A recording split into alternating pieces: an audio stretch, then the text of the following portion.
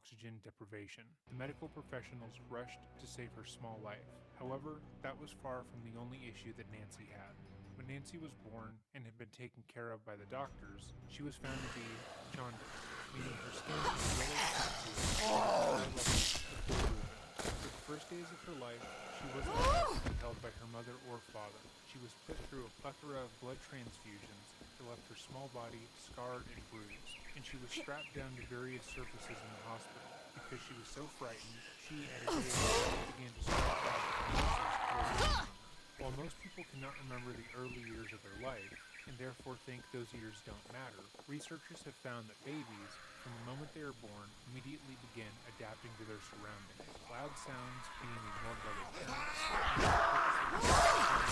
lead to major behavioral problems. Studies have even gone to illustrate popular sleep training where parents ignore their babies' screams and put them on a normal sleep schedule can lead to attachment issues that are similar to a child who has been abandoned.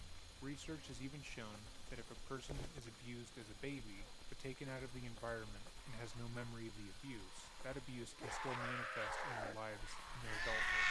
These days, Nancy was put That had to hurt! by cold medical professionals who likewise hurt her in the procedure that was necessary to save her life. She was strapped down, pricked, and prodded, and never had the opportunity to how do you feel safe in the world? How do you bond with the people around you? If you were to ask the closest to Nancy, they would likely tell you that you don't, because she never did. Deborah would go on to write in her book about Nancy's life from the moment Nancy came to saying that she was difficult. More than just a fussy baby, Nancy didn't trust the world around her. It was a scary, unfamiliar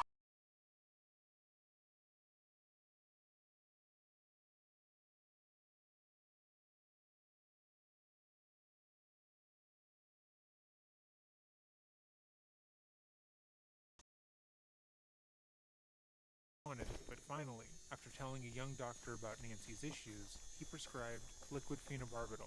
According to PubMD and various reports, giving a newborn phenobarbital isn't necessarily dangerous, but it is mostly used in the treatment of seizures and isn't recommended in the way that it was prescribed to the Spongians. In fact, most research just to get them to sleep, and it is found that children who have taken this type of drug tend to experience behavioral changes, including irritability, hyperactivity, and sleep disturbances. Every night from that point on, in order to get Nancy to rest, Deborah would place a small amount of the drug on Nancy's tongue. 30 minutes later, Nancy would be fast asleep. Deborah would give her more. Dead for good!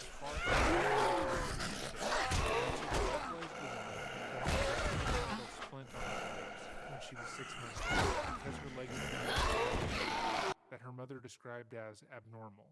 One of her eyes began to cross as well, and when she wasn't screaming, she had taken to sticking her tongue out. All of this worried her family and made them feel like something must be wrong with Nancy. But, according to the doctors, that wasn't the case. Despite these clear setbacks and medical issues, Nancy was actually incredibly intelligent. Doctors placed the family, telling them that negative behaviors, that yelling, screaming, and the intensity she had was because she had a curiously intelligent child. They stated that Nancy just wanted to explore, take things apart, so she could know how they were put together.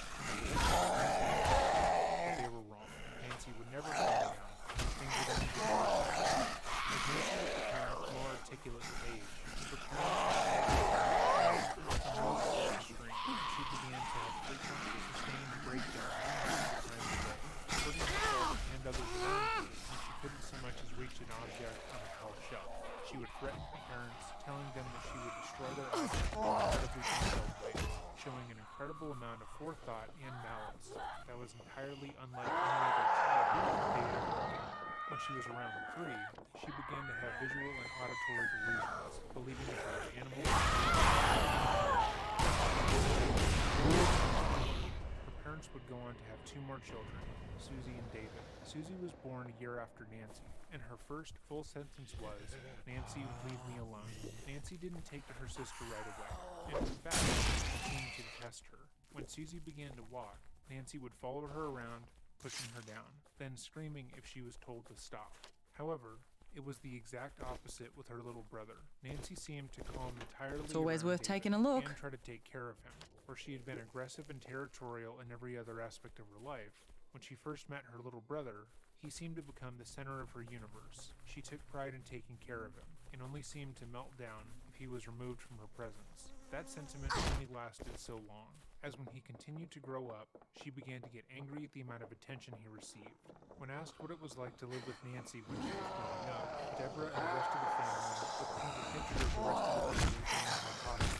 Nancy simply didn't care.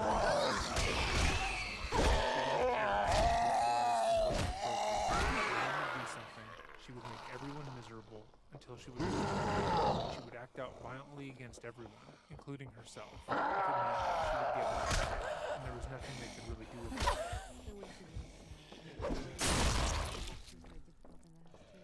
Yes, she really, after a while, manipulated everybody so that she, in effect, controlled the household. It just became easier for everybody not to give in, per se, to try not to antagonize her, to try to do things so that it would be once you set her off, it could be hours of screaming She used the most obscene curses on her whole family, including her parents. When she was like a million curses were going Bloody wanker! figure out how to handle it, when to give in and when to draw a firm line and not budge. When she was younger and you could still control her physically in that you could pick her up and put her in her room and shut the door, it was easier to control her. As she got older, these particular episodes were accompanied often by a great deal of self-destructiveness. It was not unusual for her to take her fist and hold up and smash herself in the face, or perhaps to threaten, if you don't let me do this, You're I'll put my making me hands through the dizzy. window, and when you turn your back, she'd do it. So that it got to the point where you really couldn't control her anymore, and you just tried to do your best to keep from confronting her and to set Where's off my a situation champagne? where you knew she I want wouldn't to respond fucking in drink till this I manner. fucking The drop. family, from their own statements, lived in fear of Nancy and walked on eggshells when around her. They would try in vain to get Nancy to calm down and do what they wanted, but Nancy outmatched them, always willing to go 10 steps further in an argument than everyone else, even going so far as to threaten to kill their babysitter with a pair of scissors before she was 10. Throughout her young life, her parents reached out to multiple medical professionals for help. They felt like they had been thrown into the deep end, and they had no idea how to parent their eldest child. Everything they did seemed to make things worse, and the older Nancy got, the less they were able to control her outbursts. However, every medical professional that they took Nancy to seemed just as lost as they were. Multiple doctors talked down to Deborah and Frank, telling them that Nancy wasn't that bad, and they were just being dramatic. When Deborah told them about how Nancy had threatened their babysitter's life and how she had threatened to kill her sister numerous times, they said that she was just acting out for attention and that they should be more considerate towards her. When they informed the doctors about the visual delusions Nancy was having, they hand-waved those as simply being dreams that were typical for imaginative little girls. And when Deborah relayed the instance of Nancy following her around the house, listing off every possession Deborah owned and how she was going to destroy Cheers. them as revenge for not doing what she wanted her to do, the doctor told her that she should be proud of her daughter for being so intelligent enough to make such a direct and daunting threat. It wouldn't be until much later that the Spungins would find out that the doctors they had been seeing thought something was incredibly wrong with their daughter, but they simply didn't have the medical knowledge at the time to help. Professional. To a psychiatric clinic was at the age of 3.5. We had mentioned to pediatricians before that we felt there was a problem. They said love her, channel her, guide her, she'll outgrow it, she's just very bright. When we took her to the first clinic, and after 6 months they bring her back. We really got a diagnosis nor a prognosis. I'd say that the cry the first 10 or 12 years was always that love her, channel her. And I couldn't imagine what they thought we had No, been my mic doing. has been And completely the off the rest of entire her time. life, when we took her to a doctor, I'm or a admitted little to the hospital, stupid. they would say, you might as well take her home. She's much too sick. You've waited too long. Yes, you may be right. I need to have to quit. Yes, I don't know any mother that wouldn't feel angry. I think that the doctors were dishonest with us. It's only in the last 2 years when I had some of her medical reports or psychiatric reports released to us did I really find out that a number of doctors thought that she was ill mentally. This thing's coming apart! And there was also a possibility of a brain tumor, and that a neurological examination was indicated by doctors, but none of this information was ever relayed to us. You think they were protecting you from this? I think partly they were protecting me. There's not much difference. Here's a child who's very ill and probably will end either in a mental institution, in jail, or dead. And the doctors perhaps were frustrated by the fact that they could not offer us any kind of advice. I asked one doctor, and she was about 11 at the time, what should we do? Darn invited. They were frustrated because they had no doctor to take us to, hospital to take us to, and At the tender age of 11, Nancy was expelled from school after she had been absent from class for 2 weeks. For a reason only known to Nancy, she had decided that she would no longer be attending school, and there was absolutely nothing her parents could do to get her to go. She told her parents that everyone was against her, and when they were able to physically force her into the car and into school, she managed to escape, determined not to go. At that point, Deborah and Frank had reached the end of their rope. They were frustrated, confused, and feeling entirely at a loss, so they decided that they would send Nancy to the Devereux Glen Home School in Connecticut. The Devereux Glen Home School served as a therapeutic boarding school for children and teens aged from 10 to 21 who struggle in the standard academic environment. The staff were trained to help children and teens dealing with autism spectrum disorder, attention deficit hyperactivity disorder, obsessive compulsive disorder, Tourette syndrome, depression, bomb. anxiety, and other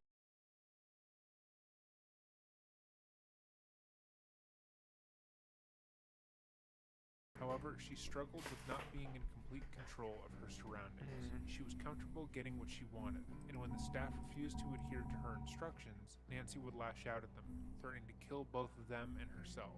At home, Nancy was used to her family caving to these threats immediately, knowing that she wasn't above following through with these threats. However, at Devereux, these threats were lightly placated and ignored, which upset Nancy even more, and because of that, Nancy decided to try and take her own life. According to Nancy, she wanted to call her parents, but they had gone out for the night. She had then been told that she should get ready for bed, and she would be allowed to talk to them the following morning. Nancy was upset by this, not just because she couldn't call them back, but because when she had been living at home, her parents never went out for the night. They had always been at her beck and call, and she didn't appreciate them ignoring her this way. Immediately, she began to have a breakdown, Get fucking wrecked, grabbed Nancy. a pair of scissors, and slit her wrists. Parents Okay. were informed, and they quickly drove down to see her, at which point she told them that it was all their fault, and had they picked up the phone, she wouldn't have done this. This hadn't been the first time she had injured herself. nor Every would little be the bit last. helps us hang on She a often little used longer. harm as a way to control her surroundings, but Shock it had mod, been the okay. first and most It's a fatal big, attempt. powerful Nancy truck, didn't but we take need to turn it treatment into a Devereux bloody tank. seriously, and We began need to instead reinforce it and use make it- drugs recreationally. Nancy was Absolutely. bored pills and medications they would give her, and often trade with other students. There was Jesus. also How a old man is she who doing lived this? just outside of the campus that she had been introduced to, who was more than comfortable selling weed, LSD, and other drugs to the students in exchange for valuable Bruh. items, like Deborah's wedding ring and other jewelry. So you want to Nancy burn had those stolen bastards from or her. what? At the same time, Nancy met her then boyfriend Jeff. Jeff played in a band with other boys at the school, which she coveted. Nancy had become obsessed with music, and though her relationship with her siblings was strained, they felt as if Nancy was a tastemaker when it came to music. Hell She seemed to yeah. know what bands were going to become popular before they blew up, and she was entranced by musicians, finding them to be the coolest kind of people. However, Nancy continued to be plagued by her own delusions. I and am at one listening point to. performed an abortion on herself Let me using a see. wire hanger. She became convinced This is that she had the gotten case of pregnant Sid one day and Nancy, decided she pop wasn't culture's going to go most through with the romanticized pregnancy murder without talking to by a doctor Dreading. or anyone in her life. The only It's issue was that she wasn't Dreading. even pregnant. The self-performed abortion led to her puncturing her uterus and hemorrhaging. Luckily, Jesus. she had been found by I don't know who this Sid and Nancy are, but could not be I'm convinced assuming that they're she had famous, been pregnant. Shortly possibly thereafter, musicians. she was diagnosed with schizophrenia. Despite everything else going on in her life, multiple runaway attempts, using drugs, and death, Nancy was able to graduate from Beverly Hills, getting her diploma at just 16 years old. She then began to attend the University of Colorado at Boulder, but only 5 months into her freshman year, she was arrested for purchasing weed from an undercover police officer. This was her first official offense. Do not fucking mess with me! But it was later found that she had a veritable treasure chest Not bad. at which point she was expelled and forced to stay in the entire state of Colorado. What? College, Nancy What? for a short period of She was banned from the entire state of Colorado? What? hopefully go back to college. But it was 1975. Is where I'm supposed to go? The punk rock scene was beginning in New York City, and Nancy knew that that was where she needed to be. And it was in that scene that she met Simon John Beverly. Or maybe In it's stark it? contrast to the plethora of reporting around Nancy Spencer's life, there is shockingly little about Simon, better known as Sid Vicious. Yeah, Portions of Sid. his life have been misreported. That's how we so much. The stark reality of his upbringing is still just as important.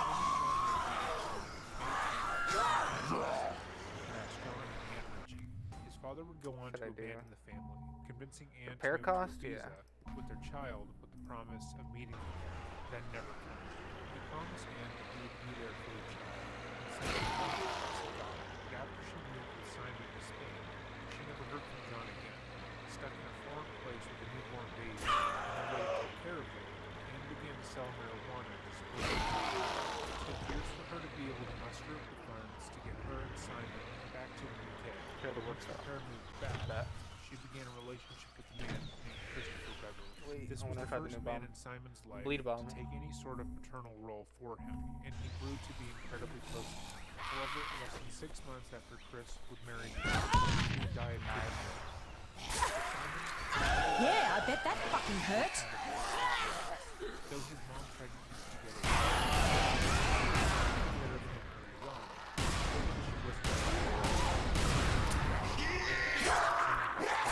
stemming from her grief. She felt at a certain point that she had been cursed and stopped taking care of the life she had, including the life she had brought into the world.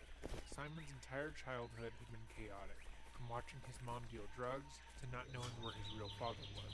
He Get felt in! as if he was Quick! a mistake and began to lash Nah, out, what if looking there's- for okay. attention any way he could get it. And while his peers took notice of his actions, his own mother didn't know what school he was going to, or where he even was most of the time.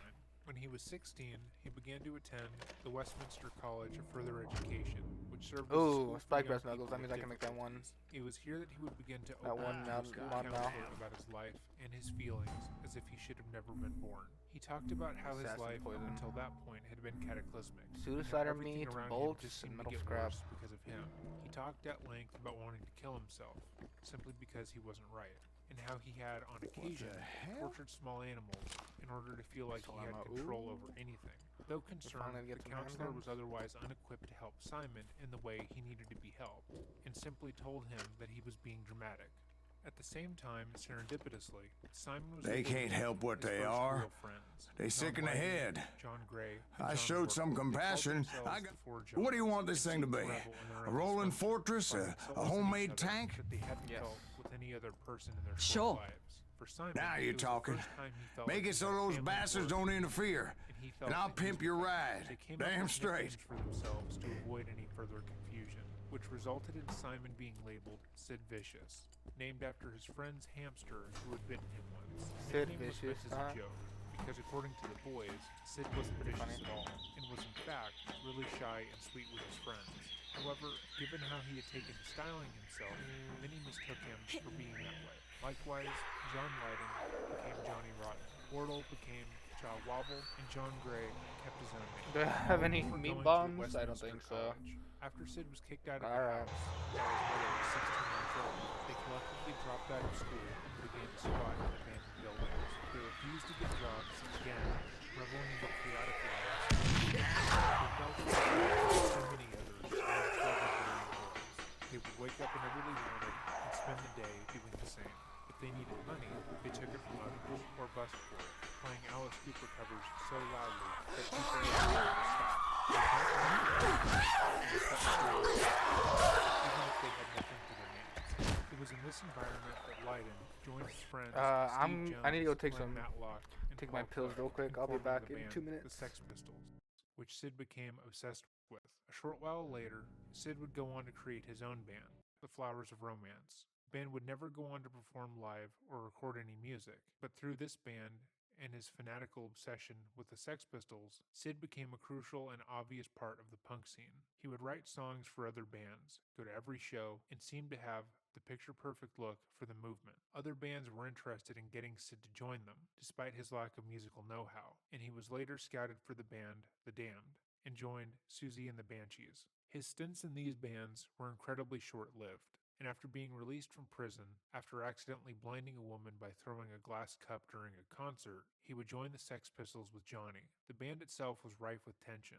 as according to their former guitarist, Glenn Matlock, their manager, Malcolm McLaren, liked to generate chaos within the band as a creative mechanism and as a way to build the band's image. He believed that because the band was known for being punk, they had to appear as disorganized, chaotic, and aggressive as possible. He would lie to the bandmates, pitting them against each other in order to get them to fight on stage and play more aggressively, which led to many of the members actively hating each other. McLaren also thought that Sid was perfect for the band's image and did everything he could to get Matlock to leave so he could replace him with Sid, reportedly stating that if Johnny Rotten is the voice of punk, then Sid Vicious is the attitude. But by the time Sid was added to the band, he, like his mother, had been consumed by his own addictions, and it is widely believed that she had become his drug supplier. That sweet, good-natured boy that had been part of the Four Johns was entirely gone. He was out of control, often getting into fights, cutting himself, and causing destruction everywhere he went.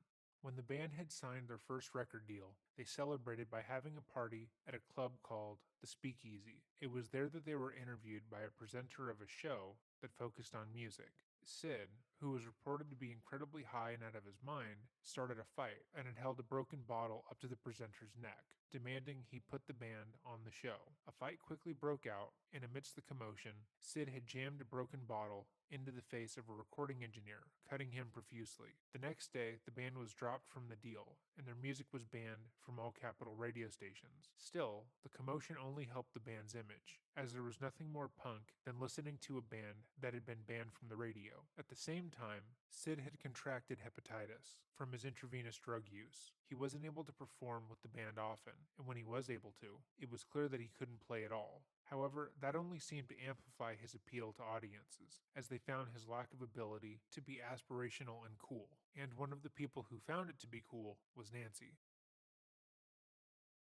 After leaving her family's home and moving to New York, Nancy began to support herself by working odd jobs at clothing stores, as well as writing columns for small publications and doing sex work. She had continued to use drugs, going from LSD to marijuana to heroin, and became a fixture in the New York punk scene. Her love of musicians had grown considerably since she was a child, and she became one of the first famous groupies of the time, following multiple bands on their tours.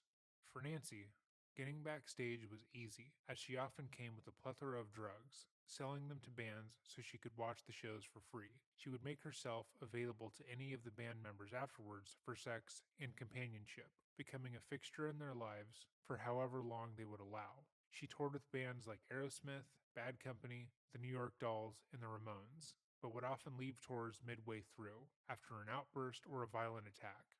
According to Eileen Polk, a friend of Nancy and a photographer, Nancy was blatantly honest about it. She brought drugs for the bands and didn't care. In order to be a groupie, you had to be tall and skinny and have fashionable clothes. And then here comes Nancy. She's not trying to be cute or charming. She wasn't telling people she was a model or a dancer. She had mousy brown hair, and she was a bit overweight. She basically said, "Yeah, I'm a prostitute, and I don't care." And it was that attitude that got her where she was. In 1977, after hearing about the burning punk scene in Alright, I'm London back. and the Sex Pistols, Nancy became fixated on the band, setting her sights originally on Johnny Rotten. She thought the band was going to be the biggest thing she wanted to be a part of that. She spent her life saving her trip to London, and like she had so many other times, she got backstage by procuring the band drugs.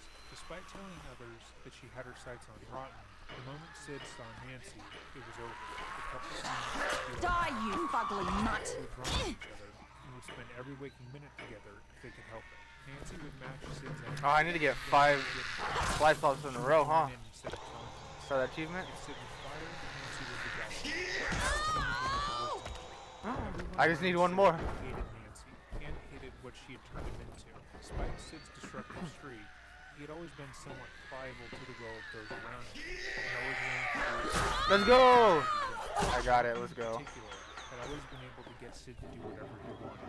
But with Nancy by his side 24/7, it seemed like everything had to be forced into the truth. And Nancy would tell Sid not to do what they wanted. On multiple occasions, Brian blew up at Nancy to calm down his feelings as it pertained to the band. He was saying that he planned to have her kidnapped and forced onto his plane to get her out of Sid's life for good. Others stated that though the pair was inseparable, They learn until. they didn't get along. Nancy had no issue or qualms Nah, about but assaulting Vicious, what's wrong often with you? striking him before going on stage. She would likewise demean him, telling him how worthless he was, and how much better she liked having sex with other people. Nancy would later go on to tell her mom and friends that Vicious had begun to hit her back, and their fights often got physical after they both used drugs. Many who knew Sid would go on to say that his attraction to Nancy was due in no small part to the fact that she reminded Sid of his mother. Nancy, like Anne, was a drug dealer who would take care of Sid in the most destructive way possible. She would stand up for him to his bandmates, demand more pay and better benefits, and buy them heroin to make together before the show. And for Nancy, her friends and mother would go on to state that she had always romanticized being with a famous musician, and if it hadn't been Sid, she would have settled for anyone. Sid and Nancy became infamous in the punk scene, due in part to their image, both perfectly encapsulating the Nothing. scene at the time, and many photographers felt drawn to the pair. Their fights also gained notoriety, and Nancy was given the nickname Nauseating Nancy. Not by hitting those who Nancy wished she was and gone. Vicious Sid. In Or 1978, Sid the Vicious. Sex Pistols were booked on a 2-week U.S. tour. However, the band outright blocked Nancy from joining them, Damn. stating that she was a bad influence on Sid. They hoped that if the pair was separated for long enough, one of them would come to the realization that they were bad for each other. But if anything, the distance made them more attached. As part of the tour agreement, Sid was forced to take methadone to get him clean from heroin. McLaren likewise only paid Vicious $14 per week, with the thought if I'm Sid done. didn't have the money, he wouldn't be able to buy drugs. But that did very little to stop Sid. Through the duration of the tour, Sid was stuck in a perpetual state of withdrawal and was so desperate to get a fix that on January 10th, he carved the words, "Gimme a fix," into his chest with a razor before going on stage, Hey, hoping that there's one someone more in the fight. audience would Sheesh. supply him with My drugs daughter after the can't show, stay here. which inevitably What? someone did. At other shows, Soon I won't be in my he struck right an audience mind. member in the head, I don't want to hurt her. making fun of him with his bass. And on We'll one take her to the occasion, lifeguard. plugged his He bass can't protect and her. fled. By the Not time like the you tour was can. over, the Sex Pistols had I want you to effectively take broken her. up, and they could only get Sorry, one Bubba. No way. Hey, is this what you need? Think about the feminist movement. Then give me what I need. What are you saying, Dad? I'm not going anywhere. No, honey, listen to me. You have to, honey. There's nothing for you here now. I'm not leaving you. Look at me. Look at me. You mean he beats on I women's love you. development?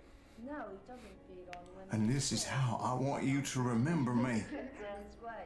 But You promise me you'll take care of her. She'll come with us. It's just about the Dad, and no. I believe more in feminism than I do in any You go on Yeah, now. good. Where's John? And don't you lose hope. He's a good influence. Or she's a good Live person. your life. equal rights amendment should have been put through, I believe. I love you. You know, if I had more time, maybe I'd, be more active in it. But I just believe in it very strongly for myself and as a way of living. I think you would. Shortly after the band had broken up, Sid would fall into a diazepam, Right, methadone, now and you're ready. alcohol-induced coma. Go get while what we on need. plane. Let's stay When he safe. eventually came to, Don't take the any only person stupid visiting chances. was You Roberta don't out Baker, there. a photographer and a door person with CBGBs. He told her that the doctor said if he continued to drink, he would be dead in 6 months. To which she replied, "Oh, well then don't drink, you asshole. You have to straighten out for a while." But Sid outright refused, stating that he could never straighten up, and that his basic nature was going to kill Daddy! him soon. And he was Mom right. When he always was wanted to come released, back. Nancy and him This is where my reunited heart and is. traveled to Paris. They made money any way they could. I'll do my Nancy best. going back to prostitution and managing Sid's career. The majority of their money went to drugs, with Nancy reaching out to her family to cover their rent and bills, which they would only do if they could pay directly to their landlord or doctor. Sid created another band called Vicious White Kids, which only performed once. He used the money from their performance to take Nancy and him back to New York. But there were placed in room 100 of the Chelsea Hotel after setting their first record, and Nancy once again set out to manage Sid's career. She put together a band of other musicians in the scene and booked them multiple large shows. Sid, despite not being able to play any instruments well, had a huge appeal to him, and they were able to make good money for the shows alone. The money was always spent on drugs for both of them. Nancy called her mother after 3 years and talked to her about Sid.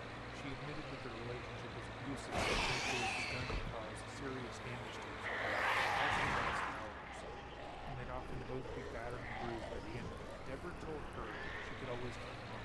She would always be welcome to stay if she got clean. And for the first time, Nancy seemed interested. She asked her mom to send her information about a relationship they previously mentioned, and said that she wanted to go with Sid. According to Deborah, the phone call felt haunting and different than any call she had had with her daughter in recent years. Nancy seemed worn out, and for the first time, that she didn't want to be in control. When she hung up with her daughter, she knew that she had spoken to her for the last time. Oh shit. Now you're really dead.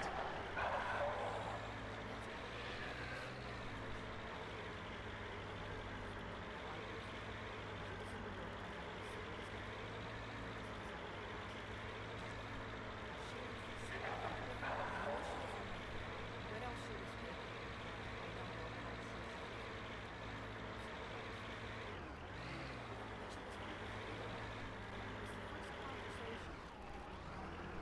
3, maybe 4 years in which there was actual communication. I guess it was a rather chilling thought. Act 2. Get up. Act 2. One, she asked me to find out about a particular drug rehab center that a neighbor of ours was going to. She said that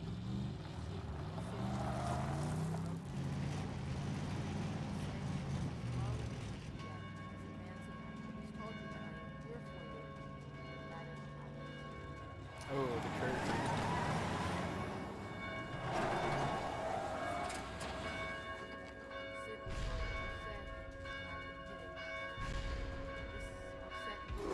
Oh, whoa. Forgot about you guys.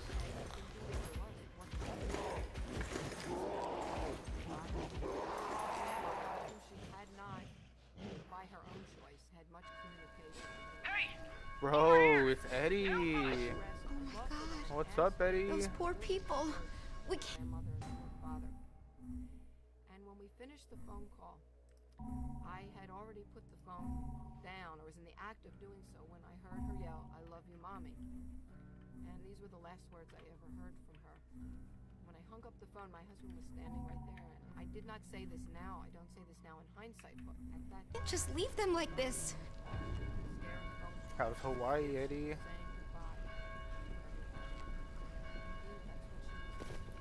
On October 11th, 1978, Sid and Nancy were in room 100 of the Chelsea Hotel. Some reports said that they were having a party, while others state that Sid and Nancy had an open-door policy with most of their friends who came in and out of the room throughout the night. Regardless, several people watched as Sid took over 30 tablets of Tuinal and passed out on the bed, I'm already seemingly at comatose, until the early morning hours. The amount of barbiturates he took should have been enough to kill him, causing many who were present to think he was actively attempting suicide. Of note is the fact that no one stopped him. At 2:30 a.m., with Sid still passed out on the bed, Nancy asked Rocket's Red Glare, a bodyguard and drug dealer the pair often used, to get some painkillers. What do we got here? When he left, she was still in the company of a couple other people. At 5 a.m., she was still alive, and the 2 people who had hung around the room finally left. At 7:30 a.m., A neighboring room reported hearing loud female moans coming from room 100. Sid woke up from his drug-induced coma and called down to the front desk and reported that Nancy had been stabbed in the stomach by someone and had died alone on the bathroom floor. She was just 20 years old. To many who have looked at this case, it is clear who killed Nancy, Sid. According to the witnesses at the party, they had left Nancy very much alive, alone in the room only with Sid. He could have plausibly woken up from his drug-induced stupor and gotten into an argument with Nancy and stabbed her with the knife she had given him on the day before. They had abused each other publicly, and it wasn't a stretch to think step. Sid was immediately arrested and charged with her murder, and even went so far as to confess to the crime, stating that he stabbed her but hadn't meant to kill her, that she fell on the knife and more. However, he later stated that he had no memory of the knife, only Tuinol tablets, and had been out cold until finding Nancy's body. Deborah Spungen, Nancy's mother, stated in numerous interviews after the fact Somebody that she stop doesn't those know what bells! happened. They're attracting demons from all over the city! We did it! Hey down there! Open the gate! The guests are here! Go talk to Mother Helen. Maybe you can figure out how to silence those blasted bells. I mean, it's been said that Lucius probably. What's your theory? It never was tried, so we can't say with certainty. However, I think that Nancy knew Need more meat, that she was doomed as we did. bolts, Other rags, last conversation suicide meat. I need a lot of stuff. as we drove her back to the Czech railway station. Do you hear me, Eddie? Explained that she said, "I'm 80 years The old. lifeguard said you'd be coming. One of ours, possessed by a demon, locked himself in the belfry. Please help us silence these bells. They are quiet. She had tried suicide twice. She certainly tried suicide in the form of drug abuse. But somehow she couldn't do it, or it didn't seem to work. And I think that although she was violent, more inner-directed than anything, Sid was more outward. And I think she was and Nancy certainly bad moments could make you angry enough that you want to hit her or do something just to stop her. And I think Suicide meat, baby. perhaps she egged him on. In a way, it was a form of suicide, or that she certainly engineered her own death. She A little wanted to scrap, die. so I need as This well. is just my theory. I think I need more and wire. Yep. Knowing Nancy, Need a few of I those. think that, especially based on the last conversation, that she just somehow felt it was over. Likewise, there are many factors that gave people pause while looking at the case, and led people to be skeptical of what happened that night in room 100. Though many people knew Anything the worth anything in here? Sid and Nancy was toxic and abusive, few believed that Sid had the ability to kill Nancy that night. The amount of drugs he had taken left him completely out of sorts, to the point where multiple people who saw him believed he was trying to overdose. Many described how he was laid out on his bed as being comatose and entirely unresponsive to the world around him. By the time police had arrived and arrested him for Nancy's murder, he was still unable to put full sentences together and had extreme difficulty walking unassisted, leading many to believe he wouldn't have had control of his faculties enough to grab his knife and kill her the way they claimed he did. Phil Strongman, the author of the book Pretty Vacant, A History of Punk, stated that in January of that year, a man casually confessed to the murder and showed evidence that he had in fact killed Nancy, and that man was Rocket's regular, their drug dealer and sometimes bodyguard who left them to get According to statements by those who after the party had died down, he returned back to room 100 with the drugs that Nancy had asked him to get. I'm about to burn this whole down. And often left sums of cash out and about without much thought. When Rockets returned, he found Sid, comatose and seemingly dead on the bed, and saw a large sum of money on the dresser, and began to take it for himself, thinking that Sid had died and wouldn't need it. At which Rag, point, Nancy nice. came out of the bathroom and caught him. According to those who Rockets confessed to, Nancy launched herself at him, threatening to call the cops and clawing at his face. He then grabbed the knife Nancy had gotten Toxic from one, Sid hell yeah. days earlier, which had been set next to the money, and stabbed her straight in the stomach, pushing her back into the bathroom to die. When he left the room, he believed he was leaving 2 dead bodies, never expecting Sid to wake up.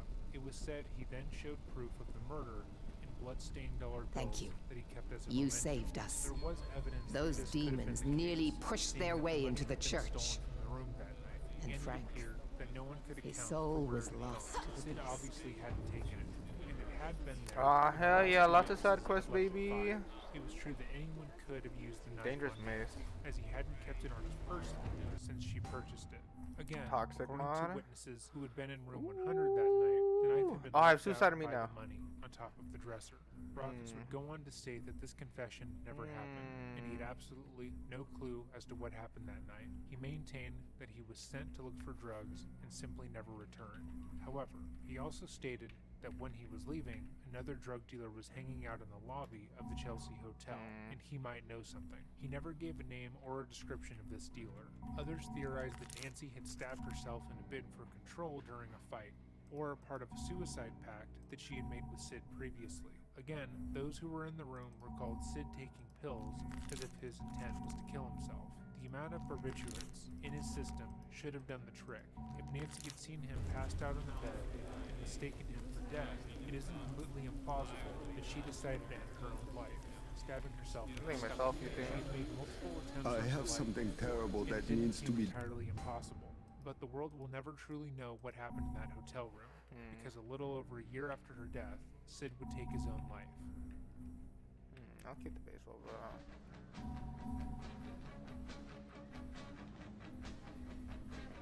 The whole thing lasted. I saw a few Molotovs too, might as well.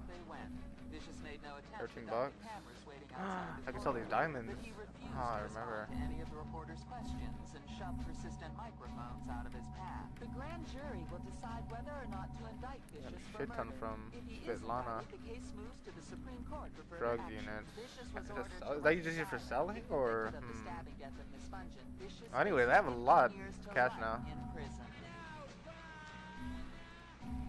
Are you having fun at the moment? Are you kidding? Oh, I'm not having fun at all. Floater meat. Where would you like to be? Under the ground. Done, yeah. Are you serious? Something. I cannot. When the madness started, I was able to evacuate here, but my wife and daughter, they. Please, this is not easy, but I would like you. Yeah, I got you. Following Nancy's murder, Sid was released on Okay, $25,000 no worries. bail, supplied Let by me know Virgin when. Records. Many people believe It's We were over. attacked by the infected last night. Malcolm McLaren I jumping at managed the to get chance away, but I defend don't know Sid. what happened. Many I pointed made to some Rocket's posters. Red Glare being the probable culprit. Bro, I Others can just look point in to front of the you, fact but yeah, I'll that put a posters good up. 30 people Sure. had been in and out of the room that night, and it could have been anyone. Did you get those posters up? The NYPD seemed to think that this was an open and You need shut supplies? case, and rarely Food, looked into medicine? crime in a meaningful way. Sid's already You paid won't it. find much unless you know where to look. I will help you. Yesterday, we lost our water supply. Sid tried to Two kill himself bra- by slashing his own wrists. He 'Kay, stated that no Nancy worries. and him made a death pact in their relationship, and that he didn't want to live without her. He spoke often about how meaningless existence was now that she was gone, and became even more erratic. In the month following her death, he was interviewed and quoted as saying that Nancy was always meant to die before she turned 21, and he wished he could be with her. He was admitted to a behavioral health center to get clean and recover from a suicide attempt, but McLaren was back to ordering Sid around now that Nancy was out of the picture, and announced that the Sex Pistols would be reuniting to record a Christmas album that would go to funding Sid's Is it legal done? defense. Sid was actively reeling from her death, and continued Y'all to should speak talk to publicly Mother Helen. about wanting nothing She's to the do one with in her. charge. But McLaren continued to promote their upcoming album and future prospects as being the reunion people have been waiting for. Malcolm likewise released memorabilia for the band in support of Sid that read, "I'm alive, she's dead, I'm yours." It was clear that Malcolm, at the very least, was happy she had died. Nancy's death was rock bottom for Sid. He no longer cared about anything and started doing drugs even more heavily than he had before. He started sleeping with multiple other women and had moved back into the Chelsea Hotel with his mother, who he was constantly doing drugs with. He repeatedly declared his innocence, but also spoke about dying in the streets. On one occasion, he used a broken beer bottle to the face of Patty caught and was instantly arrested. So he was in his truck. Sid, his mother, and his new girlfriend celebrated his $100 worth of heroin by taking 4 clay leaves, then going to lie down. After this, he never woke up. Sid had left a note in his jacket, and according According to his mom, it read, "We had a death match tonight in my office garden. Please bury me next to my baby. Bury me in a leather jacket, jeans, and motorcycle shoes. Goodbye." He likewise has sent letters to me. You like that? He would be with her in his death.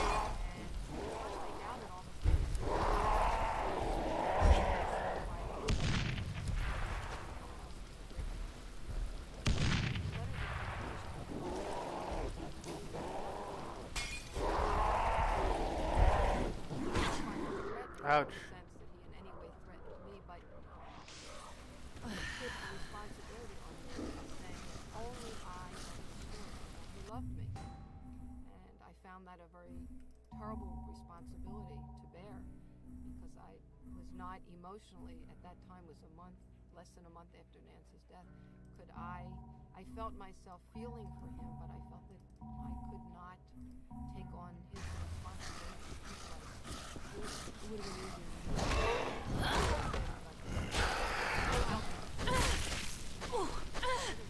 That he served me punished for it, but I could not feel any real. He's got a lovely book. Yes, he had written a little poem about himself and about Nancy. The "And I Don't Want to Live This Life" title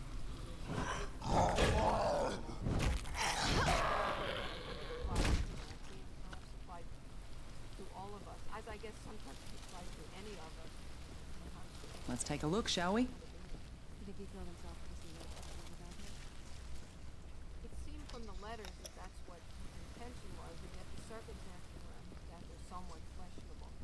But based on his letters, he said, if I am ever dead, you will know found dead under any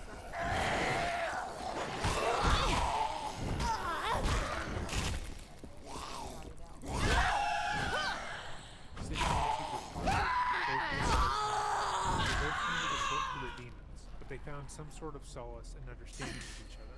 Their tragic demise made them unfortunate beacons in pop culture, with various couples like Travis Barker and dressing up as them. Their story has been told countless times, with many misinterpreting both parties to further commodify their relationship. But these were just two young people who brought out the worst in each other and died. Thank you to the subscribers who recommended I look into this. The plethora of literature about Sid and Nancy was overwhelming, but very helpful. If you have a story you would like to see me cover, feel free to leave it in the comment down below or send me an email. If you like this video, consider giving it a like or a share and subscribing. I will see you all in the next video. Alright, let's keep in the video. We are coming. The Chelsea.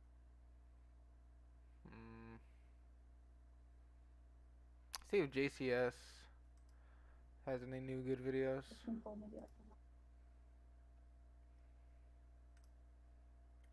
He hasn't uploaded in a year since what Pretending to Be Crazy looks like. Jeez.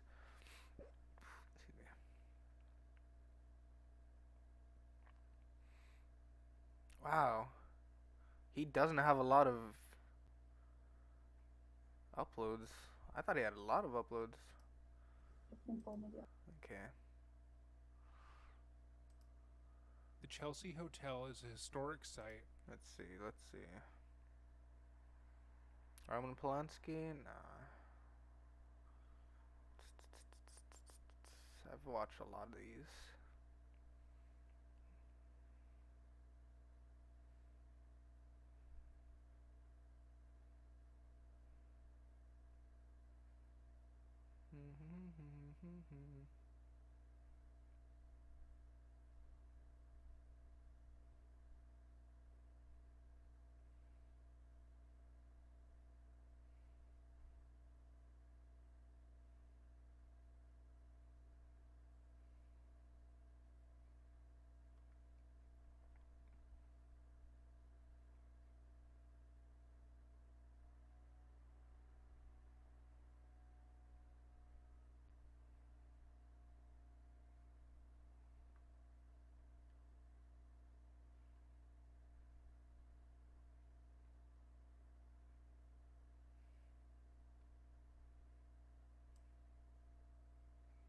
think I'll watch all of Red Redding's videos too.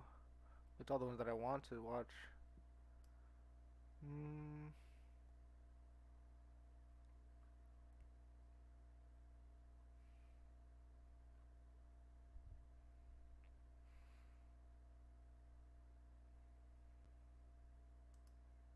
Try a new channel. This footage captures Kenya Monye as she stumbles her way into a hotel near the club she had been at with friends shortly before. But just hours after this footage was captured, Kenya would be dead. And though her death alone would take months to uncover, it would take police even longer to piece together all of the horrific details of that evening. Before we start, we send our sincere condolences to the loved ones of Kenya Monye, who fell victim to the abominable acts described in this case. Take that, you bloody shithead!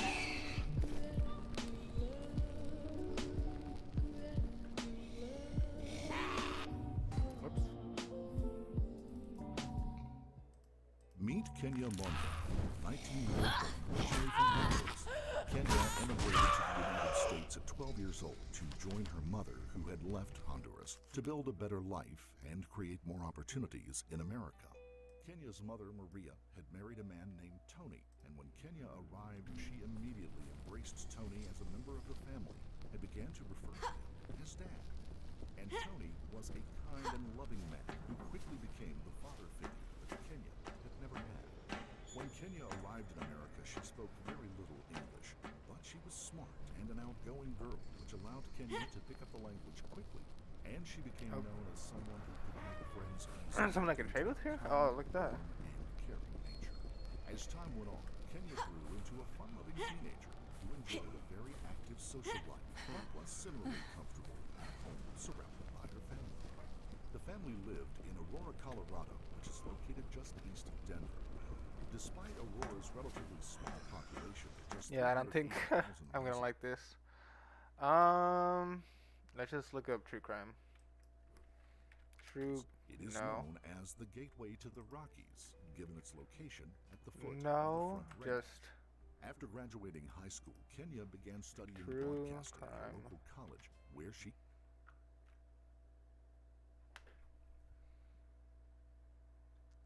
Okay, Iwu. It's been a while. The unseen tapes of the killer version. Okay, the most twisted case you've ever heard. Tell you, I'm sitting down here at Denny's, and there was a little girl that just walked in that looked exactly like that girl. Okay, is she still inside? Yes, she is. She's with an older man. With an older man? Yeah, and the thing that really triggered me the most was I was reading the Nickelwood, and I seen a picture of the Nickelwood, and I showed it to one of the waitresses here, and she said, oh my God, she's in here. When a missing little girl is spotted at a store, Great. at a local Denny's, the other What do I do with customers these? couldn't believe their eyes. What were the chances that a child who had been abducted weeks earlier was sitting right in front of them in broad daylight?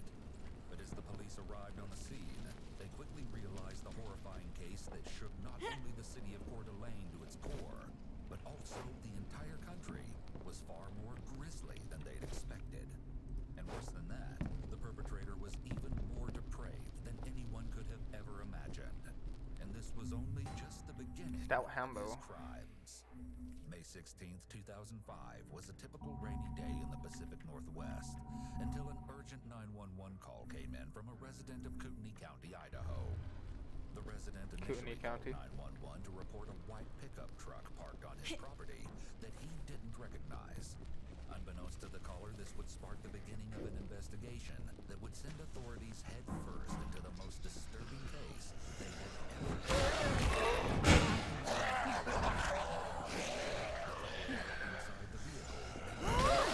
Stay the hell down!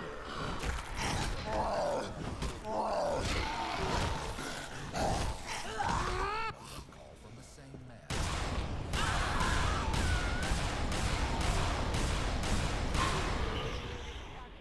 Yeah, I sure do.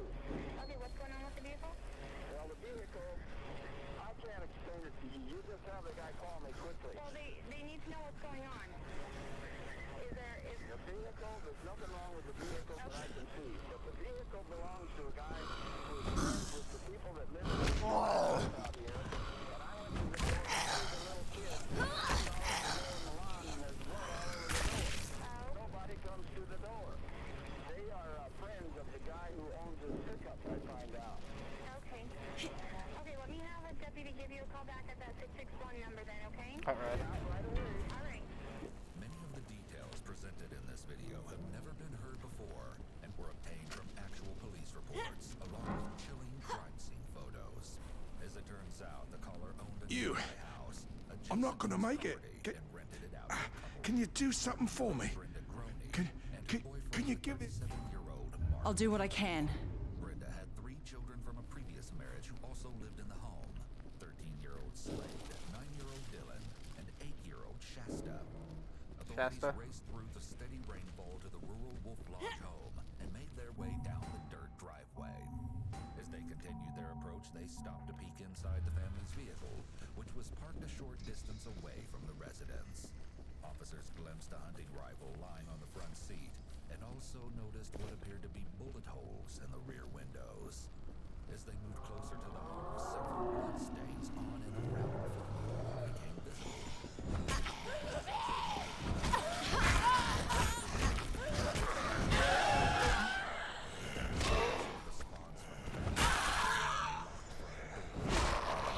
Someone open up, but the only answer they received was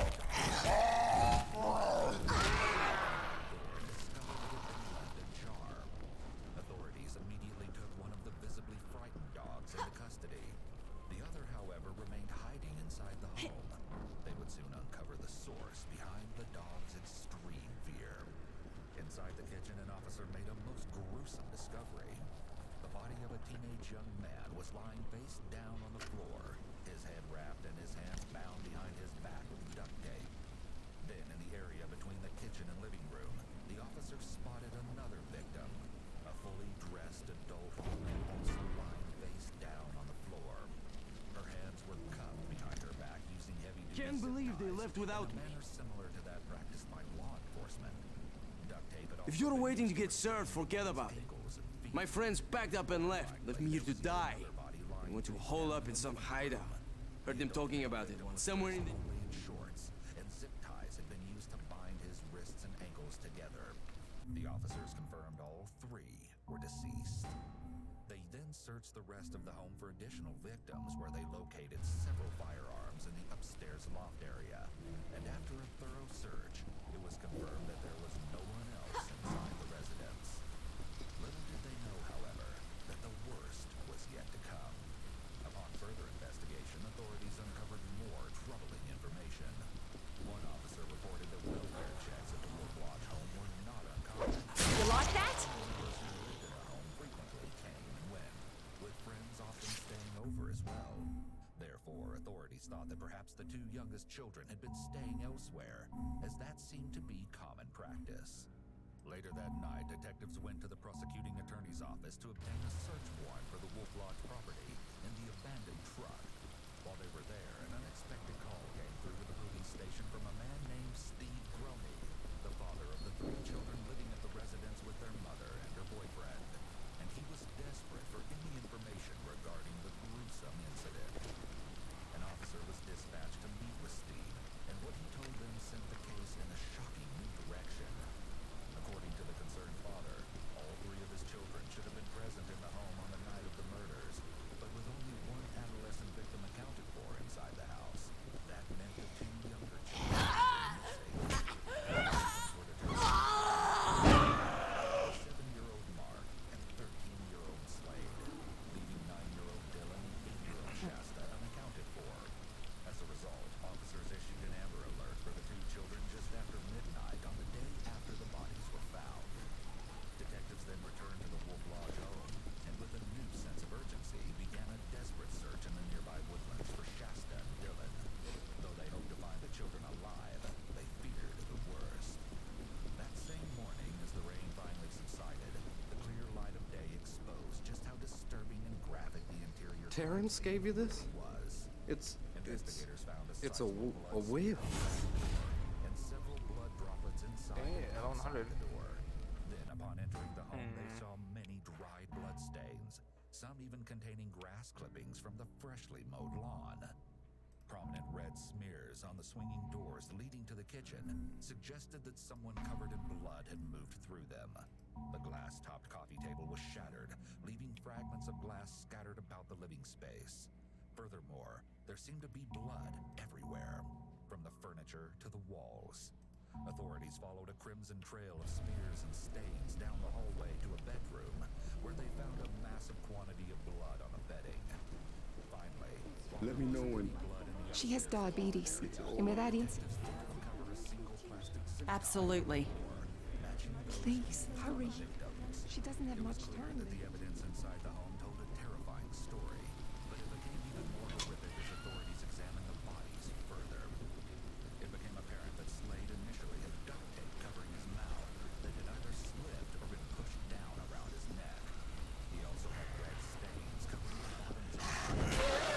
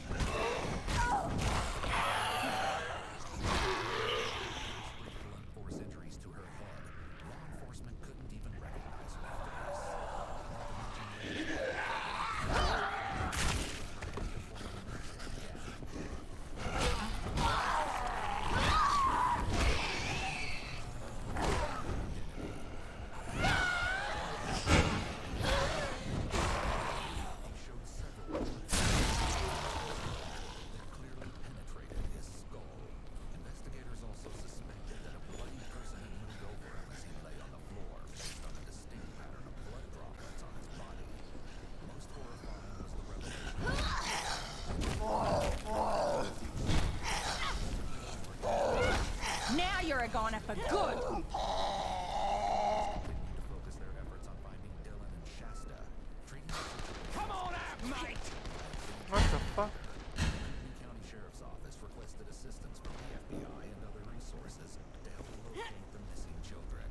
Over the next several weeks, the entire country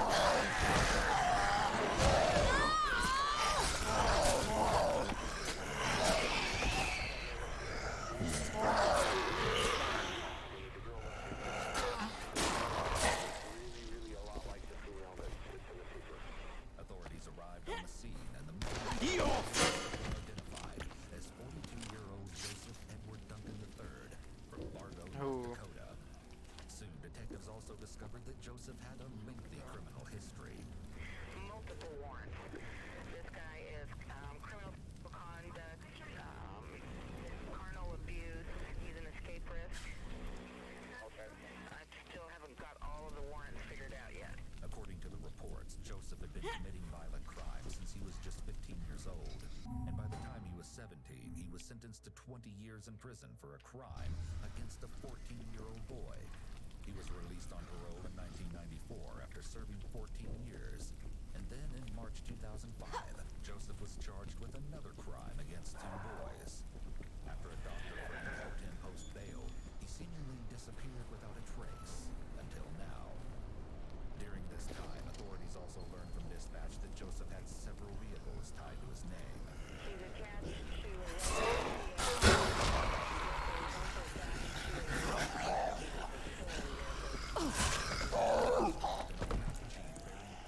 And as it turns out, the vehicle had been stolen from an Enterprise rent-a-car in St. Paul, Minnesota. Is this her? I can't actually have my own bed. Okay. Sorry. Alright. Bye-bye. Goodbye. News soon broke that the little girl with Joseph was in fact Shasta, and she had an unbelievably horrific story to tell. Before even leaving the Denny's restaurant, Shasta reportedly told authorities about the deaths at Wolf Lodge and that Joseph was the perpetrator. Then she was transported to a nearby hospital for treatment. Officers contacted her father, Steve Groney, and he raced to the hospital to be by his daughter's side. Of course, authorities immediately took Joseph Duncan into custody, but one important question is still hanging in the air. Where was young Dylan? Authorities soon uncovered surveillance footage from a convenience store in Coeur d'Alene. Now you're a goner for good! Traveling alone. Then, later that same day, an officer experienced in working with children visited Shasta in the hospital, where she recounted her gruesome version of the events leading to that point. Please be aware that the following details came directly from Shasta and are incredibly upsetting. What the fuck? Discretion is advised. Shasta recalled being abruptly woken up by her mother on the night of May 16th and told that an intruder was in the home. Jesus. Scary.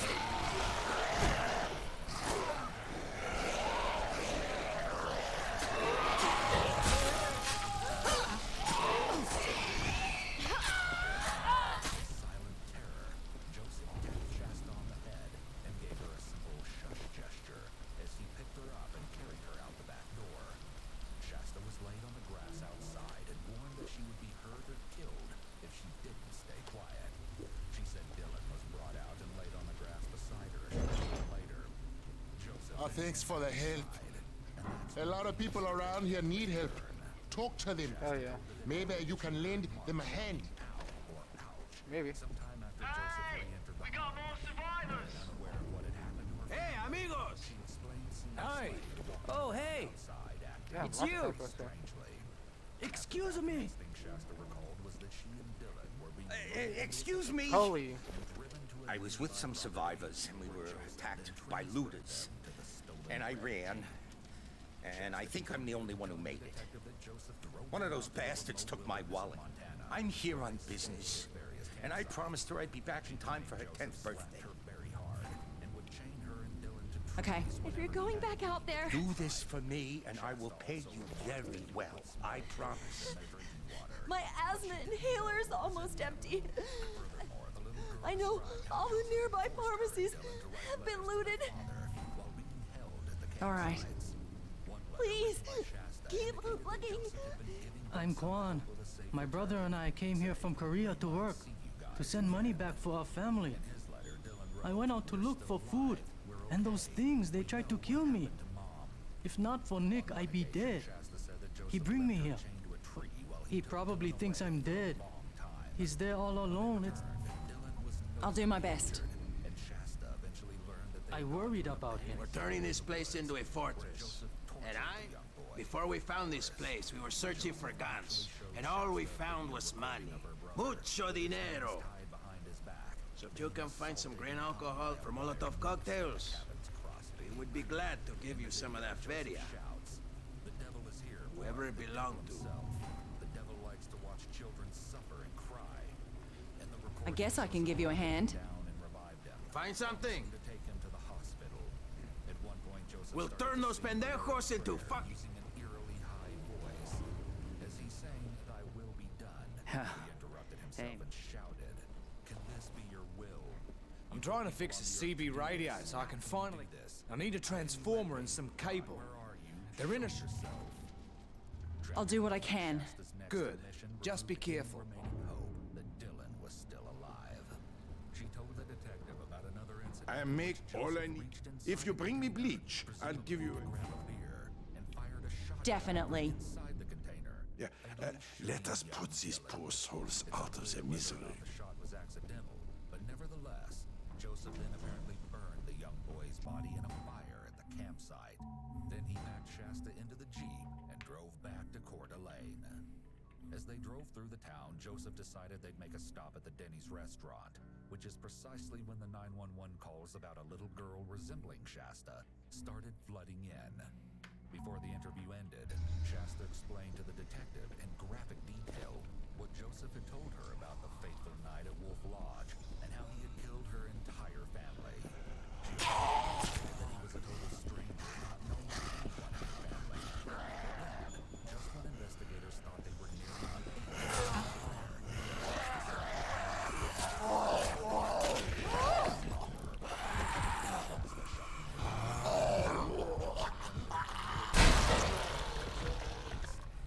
Without any more information, the interview ended, and authorities immediately prepared a search warrant for the stolen Jeep Joseph had been driving.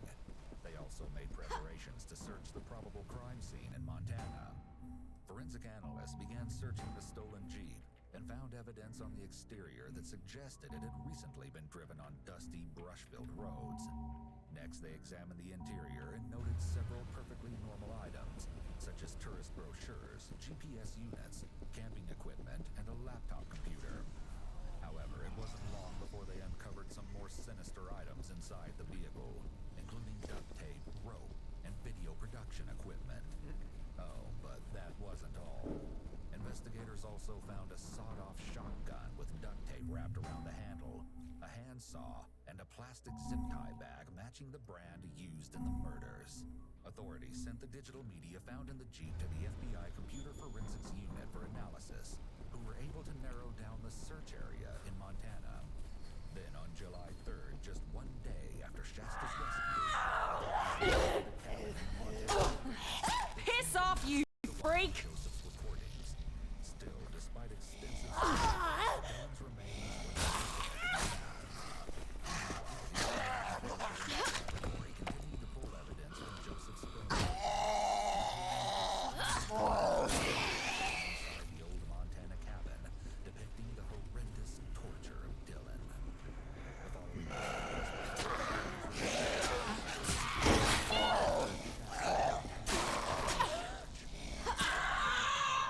they received a call that changed everything. FBI personnel searching in St. Regis, Montana, alerted deputies back in Idaho that human remains suspected to be those of Dylan had been located in a mountainous area, matching that which Shasta had previously described. The same day Dylan's remains were found, Joseph requested to speak with a jail chaplain, telling him he wanted to talk about forgiveness because he killed 3 people.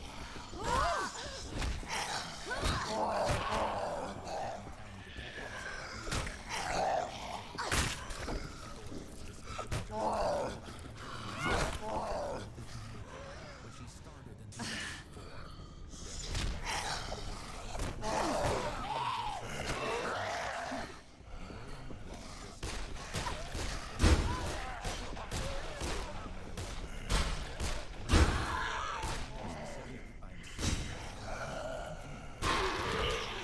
Strike out toward the perceived source of my misery, society.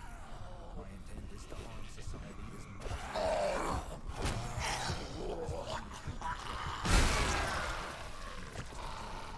The boogeyman was alive and happy long before. Maybe you'll back the fuck off now!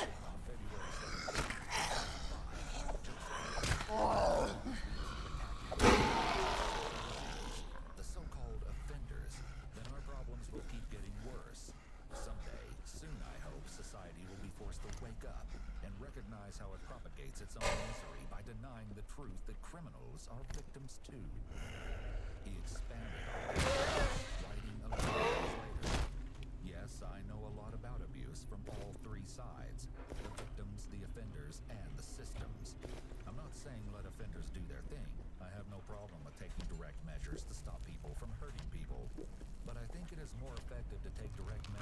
stop people from wanting to hurt people.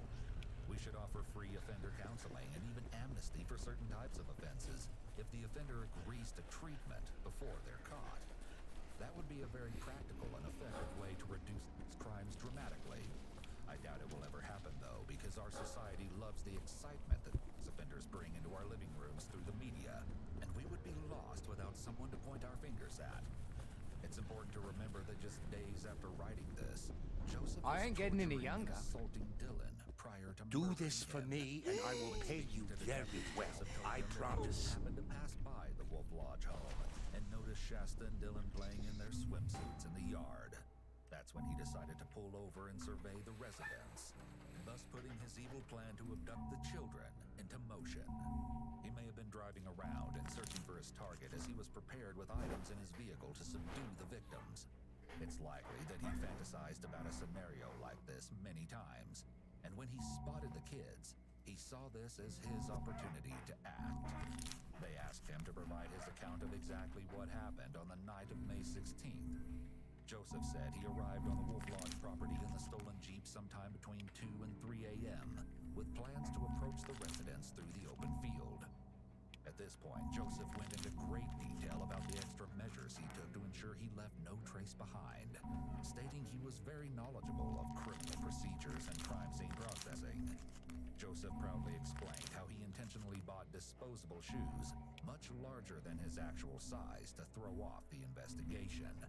He boasted that he used gloves to avoid leaving any fingerprints. Times like He continued to tell detectives that he surveyed the Wolf Lodge home with night vision goggles as he moved across the large field surrounding the residence. Joseph said he took extra care to be quiet because he knew dogs were inside the home. However, while he expressed concern over establishing where the parents' room was located, he appeared to already know exactly where the children slept at night. Detectives surmised that he likely gathered this Hi, information Juan. from stalking the two children before the attack. Nevertheless, once Is he Juan was here? confident that there was no movement inside and everyone was asleep, Joseph placed himself directly outside Shasta and Dylan's room. He stood on a lawn chair. Oh, what the fuck? Oh, yeah. I marked Eddie as a suspicious user. That's funny. But then, something happened that It still sent comes the up light as in a deadly suspicious new user. direction. One of the family's two dogs suddenly entered the bedroom and seemed to sense something was wrong as it began sniffing around. Somebody here needed insulin, right? Please don't let them suffer any longer. The window where Joseph stood, frozen, and began to growl. Joseph instantly jumped off the chair and ran to a fence line on the property, saying at this moment he thought to himself, "Shit, he made me." It seemed as though he was blaming the dogs for what happened next, as being made is slang for being caught or seen. Joseph said he waited by the fence for approximately 1 hour to see if anyone had been alerted by the dog, but no one came out to investigate, and he didn't notice any movement inside the home. Joseph told detectives of this time spent waiting outside. I kept looking for excuses to not do what I was Just saw the doing. previous message, thought it was fun. Aha. Also claimed he was nearly You wanna play the sequel to this game when it comes out? Yes, I am. just to leave. Unfortunately, like Eddie posted earlier, though, it's gonna be delayed till April next year, and even then, it might just get delayed again. But hopefully, it comes out. I'm also gonna play like version 1.5 called the Riptide. Basically, after I finish this run, this game. What's this here? He said was a slug intended for the man. Much to his surprise, the dogs didn't seem to notice as he opened the back door.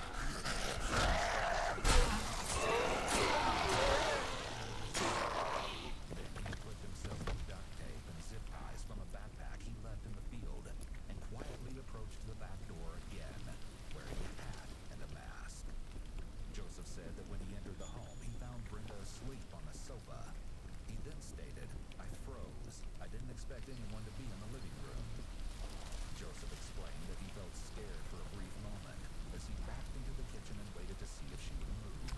But the house This is the same run. It's just we're in a different area now. So before we were kind of on the beach, but now we're more in the city. We're more in the city. described swinging the shotgun in their direction, fully prepared to shoot, but said the And I have guns now. scampered away at the sight of the firearm. Pretty cool. Joseph ducked down to hide, saying he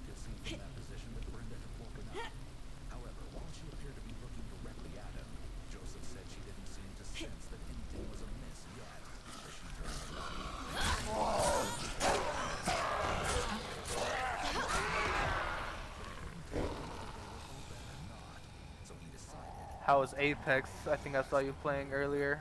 He made his way over to Brenda, and with the shotgun trained on her, Joseph harshly whispered in a low voice. Ouch. You want some more of that? Expression on her face, so he repeated the question with more intensity. This time, Brenda replied that her husband wasn't in the house, so Horror games are fun as heck, bro. You should. I just don't know a lot that insulin. he instructed Brenda to wake up Mark, and she did so by shaking him and shouting, "There's a man here with a..." I just don't know a lot of good story games. I mean, this is a really good one. And I want to play Dead Rising 3 and 4 as well. Because those are really fun zombie games. Regaining his composure, Joseph described grabbing 2 sets of zip ties he had earlier, interlocked in a police-type fashion to restrain the... What else? Cult of the Lamb looks fun. I'm not sure if that's a story game. both sets to secure his wrists. Furthermore, he Detroit Become Human, but the one that crime scene analyst later Cyberpunk, searching the home. GTA is really good. Continued to lie face down on the bed as Brenda was ordered to fasten the zip ties.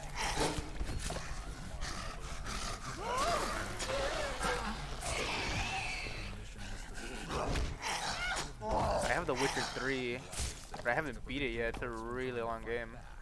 Most people won't risk their lives over a robbery, but would in order to protect their children from abduction.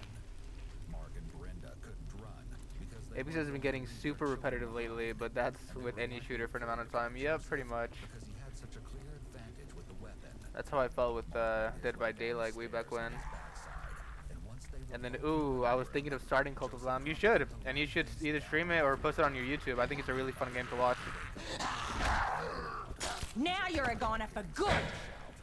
This as his mother alerted this streamer that I know named Slimy Sammy streamed it for a little bit, and it was pretty cool because you could recruit. Well, I'm sure you already know what the game's about, but I just like that she recruited a bunch of family was secured on the living room floor. what do you even call them? Animals, cult members, I guess. And she named a good handful of them after her followers, and I was one of them. Felt pretty honored. So, just saying, if you do start a cult, let me join. Or recruit me. You are heaven sent. The answer to our prayers. Her husband is with the Lord now, and the baby she Other than carries is that, all I she don't has know left of him. any other good story May the Lord games. be with you and protect us all. 2600. That's pretty good. Let me know when He fell to his knees, and at that it's point, over. Joseph struck him again, prompting the 13-year-old to fall face down on the ground. Assuming he was dead, Did you get Joseph went back inside the house and told those Brenda posters what up? he had. But because Have she you- was bound at the ankles, Joseph had to help her up. Once she was upright, Let's Joseph go. said he tried to use the hammer's claw end to cut through the Hang duct these tape around her posters. ankles so she could walk. But instead, Is it done? Brenda was sent face first back onto the floor when he pulled up on the weapon. What was that? Joseph stated that Brenda was Smack in the wall. injured from the fall. What's up? Alcohol to disinfect the cuts and scrapes of the injured. Sure. At this point in Sure. the interview, he briefly spoke about his There you empathetic go. side, saying, "What I did next was an act of This is great. compassion." Thank you. Then he expressed hitting Brenda 2 or 3 times in the head with the hammer. Have you? After he was satisfied that Is it she was done? no longer alive, he moved over to Mark, who he stated was still realizing what was happening, and struck him 2 or 3 times on the top of his head. Damn, does that really have to? Said Mark That's a cried out long way to go. before going still, just as Shasta had previously told detectives. Let's go put Joseph homies. went back outside and noticed that Dylan and No, that's a pretty Shasta far way to were go, too. up against their orders to remain laying down, and were speaking with Slade, who Joseph was shocked to find alive and moving around the house's exterior, presumably attempting to flee the scene and get help. He demanded the 2 young children to stay still as he ran after Slade, and for a moment, he actually thought the teenager had gotten away. I ain't getting any younger. Joseph caught up to Slade in front of the house, where he was standing frozen in confusion from the traumatic head wounds he had endured.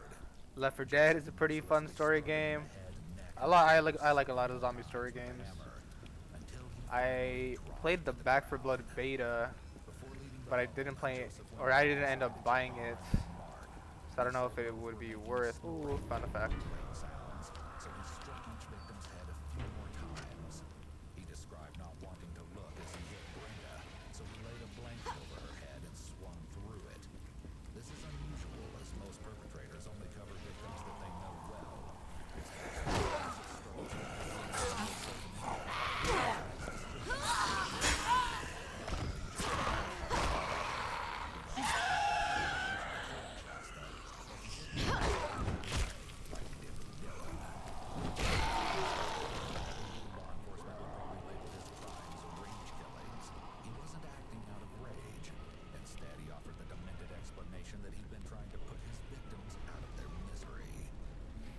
Anything worth anything in here?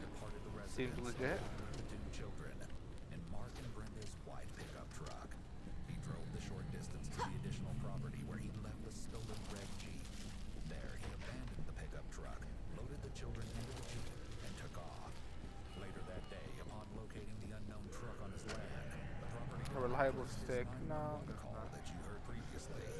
Still, based on Joseph's depiction of the events, investigators were left wondering how the bloodstains came to be distributed throughout the rest of the home, if most of the killings were isolated to one room. Some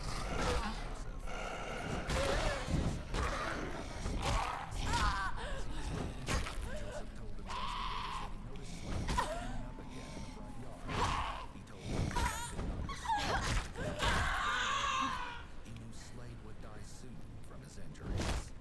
Due to the fact that Slade's body was found inside the home next to his mother the following day, authorities speculated that he What the? blood evidence in various ultimately succumbed. What? You trying to die, homie? Oh, I'm about to die. He had left the droplets of blood on Mark's body. Two of you? Joseph admitted leaving. Authorities were desperate to find the murder weapon. However, his attorneys prohibited him from disclosing his location. The interview concluded, and while detectives were relieved to have received Yeah, Nicole, start cold to the lamb. they still had many unanswered questions. Make all of us in the group chat. Oh, Why did Mark and Brenda's truck appear to have been join your cult. Not bad. awaiting his federal trial in prison? Yet another haunting revelation emerged. Ooh. Disturbing videos from Joseph's take personal that. social media page. Still, no one could have predicted the new set of nightmares about I might start it surface. myself, honestly. A We'll see. document titled Autobiography of Ed Duncan was given to investigators by a former landlord of Joseph's, who said it had been left behind in Fargo. The chilling document, which appeared to have been written during his incarceration as a teenager, detailed his childhood and other significant life events, with strong psychological undertones alluding to his deviant desires. 101 pages of journal entries written by Joseph during his time spent in prison in the 1980s shed even more light on his dark side.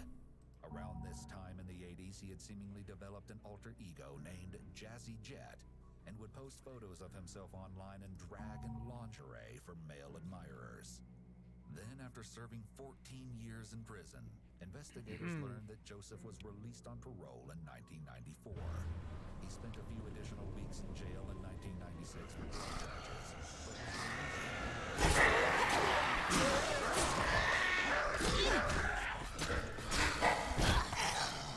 was On April 4th, 1997, Anthony was playing with his friends and younger brother in Loma, California, when he was suddenly abducted at knife point.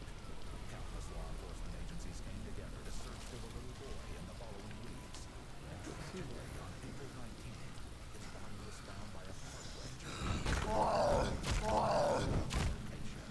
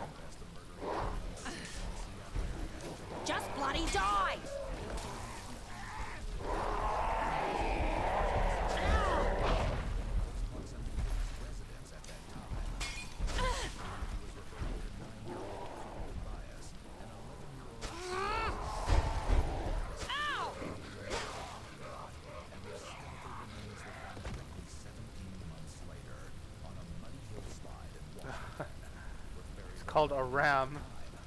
That's literally the name of the zombie, a ram. He rammed you. Pause.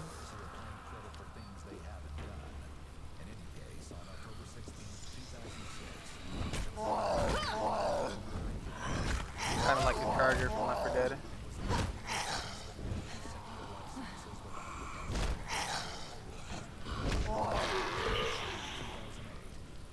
Another fact.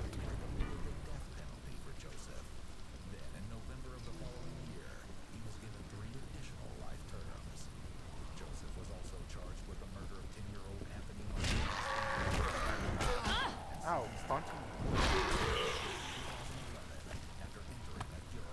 Oh, side quest. Whoa! Okay, I thought he was a bad guy. I need your my house was attacked by looters. They took it over and threw me out, and I can't fight them alone. Everything I own is in there. But I guess I can give you a hand. In times like these, you think people would pull together, but some people just take what they want and kill whoever gets in their way. Well, I say people like that don't deserve to live. Hell yeah. I like this guy's style. Let's do it! Oh, rip Joseph. Wait, was that it? Did the video end? It did? 3 missing women found in the most unexpected way.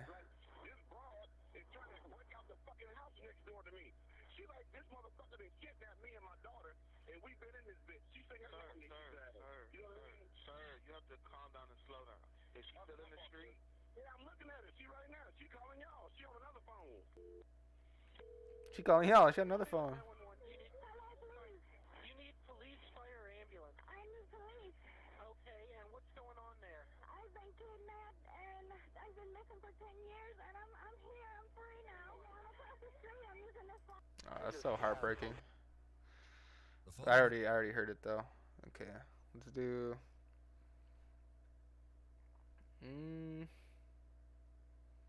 The most twisted cases, or a case with the most insane twist. Let's listen to the case. Let's listen to the most twisted cases. Episode 15. What do we got here? Photos and audio that have never been seen or heard before. A 20-year-old shows up at an Oklahoma hospital with a gruesome injury and a terrifying story to match. Investigators are led to an isolated cabin in the woods.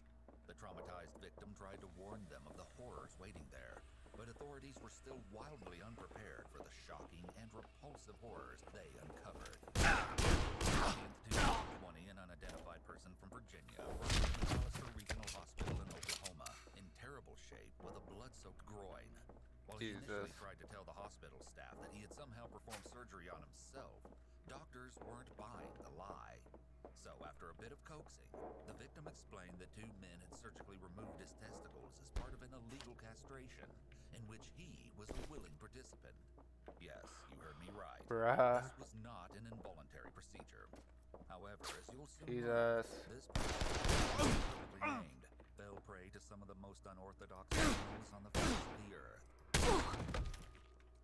The patient stated that he'd searched the internet for an unregulated castration, and that's how he met 53-year-old Bob Lee Allen. Bob agreed to perform the surgery, but apparently things took a turn when he allegedly made unsettling comments about being a cannibal and threatened to kill the victim and his loved ones if he ever told the police. Man, we are going to beat the meat.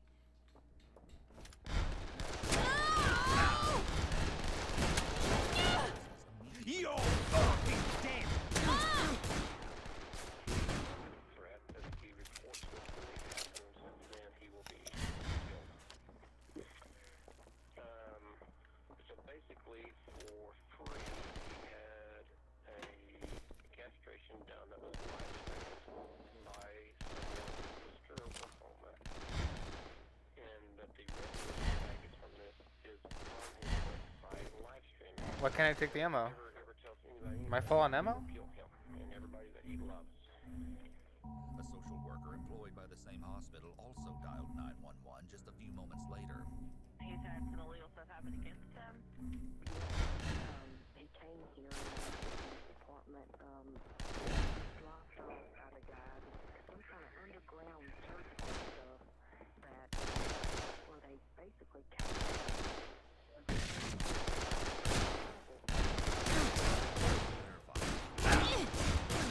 You like that? Surgeries before moving the conversation to Skype. Oddly, the registration for the website had the welcome note from the unit maker and the EM. According to the video, 15 years of experience in gender reassignment and showed them a few videos as proof. In March 2004, I was a doctor, and after several misdiagnoses, it was determined by May, the grass was green, the birds were singing, the jasmine and honeysuckle were in full bloom. Oh, the sweetness of the air. My advice is get your hormones checked. Not to mention, he and his husband, 42-year-old Thomas Evan Gates, appeared very active on social media.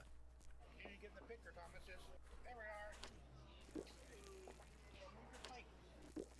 Any Warzone 2? Is there a Warzone 2? And what's up, Jib? It's been a long time since we talked. Facebook, Bob appears to be stumbling and possibly under the influence of a substance. His behavior is extremely odd, and while this may be his quirky personality, Medieval mod. Ooh, that sounds fun. intoxication. Bob also makes several disparaging remarks about himself, mainly. I'm a whip. Well, that's your video. Bob the whip. Let me hear you say it. I've been chilling. Just mainly working, getting my Can't hurt life to a look. little bit more together. Moments from their wedding day online. I decided to hop on stream. Live stream their wedding for friends and family to enjoy. I'm actually gonna have to go to work in the morning, but that's not till 9:30, so I have 8 hours to go to sleep. Bob installed on the back of his car. Might hop off stream soon. Not gonna lie, maybe after this video. Flimsy Wicked The police Sickle. also came across a very strange video of Bob setting up a funeral for the couple's pet dog. They couldn't skip sharing the ceremony. Look and make sure I'm standing in the right spot. The trees, the woods around us are serenading amber. They also shared the cleanup process after the funeral. Okay, the camera. Not too heavy. Got me? Pointed right direction? I think so. It's unclear if the victim being treated at the hospital saw these slightly disturbing posts before he agreed to his surgery.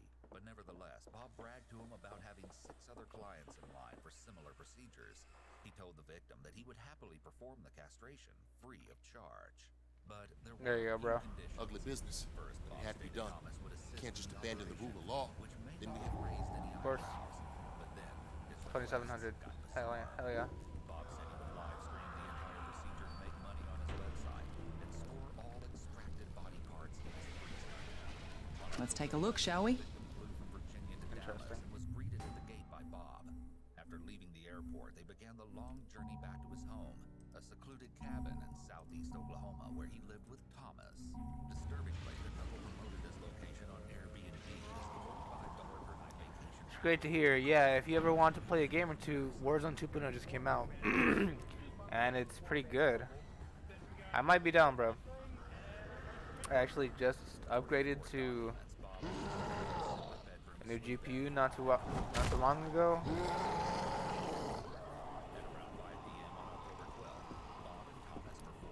So I should be able to run it fairly well. I just need to see if I have space though. But I'd be down for sure.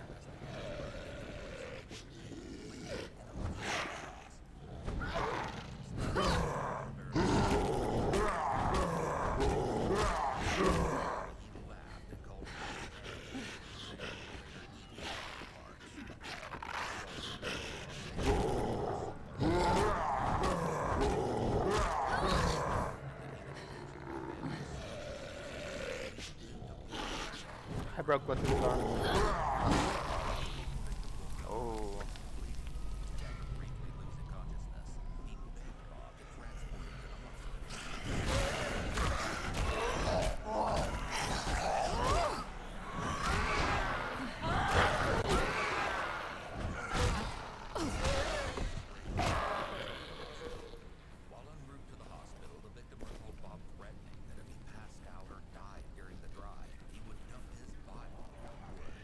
How's it any different from Warzone 1.0?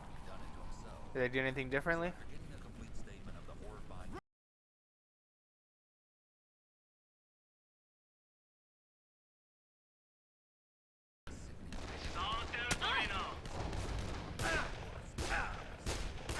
You don't learn, do ya?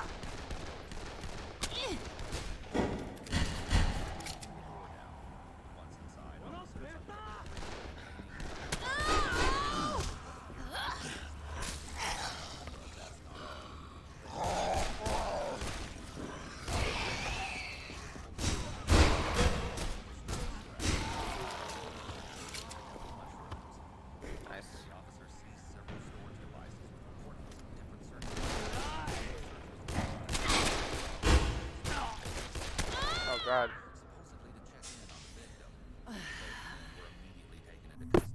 Bob adamantly denied any claims of cannibalism, but regardless, he and Thomas were each charged for acting in concert.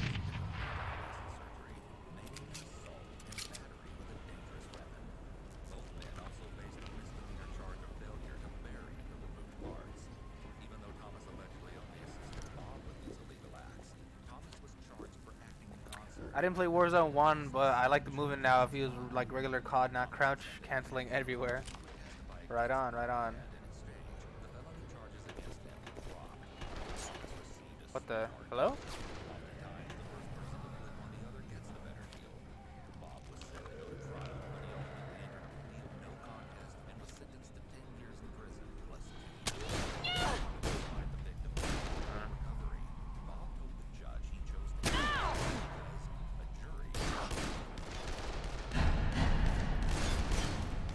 Why can't I shoot that right there? Ah! Kill him! Ah!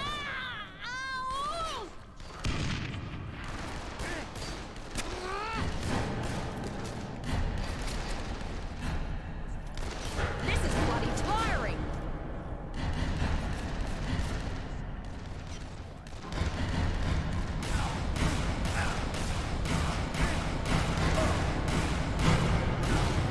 Jeez. What kind of armor does this guy have on?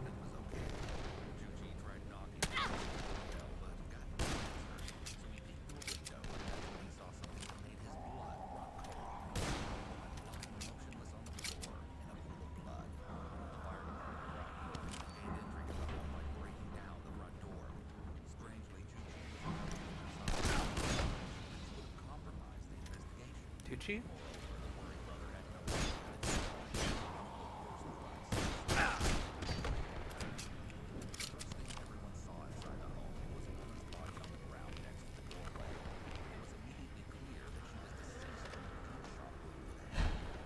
$7.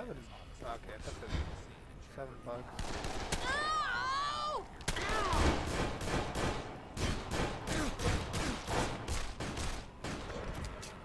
Tucci, yeah.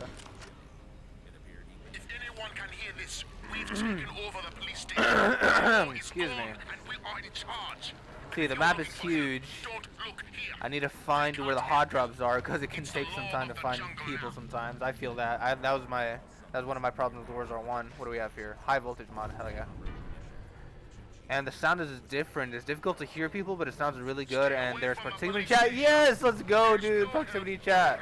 What's this here? Ah, that's something I've been hoping for a long time, bro. I love that. I love that. Yeah, I might get on that then. On my homie too, because I'm pretty sure he'd be hyped for a proximity chat as well.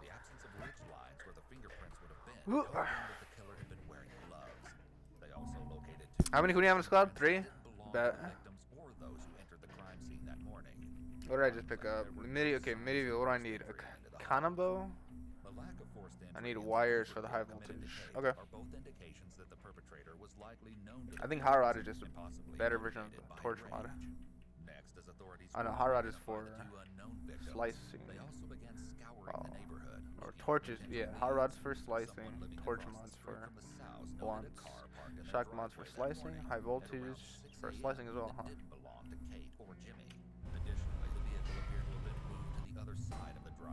roughly 20 minutes later when the neighbor looked again and was gone later that morning. Another neighbor of the Hansons reported that the whole house was bright at around 2 a.m. that night, which she stated was very unusual.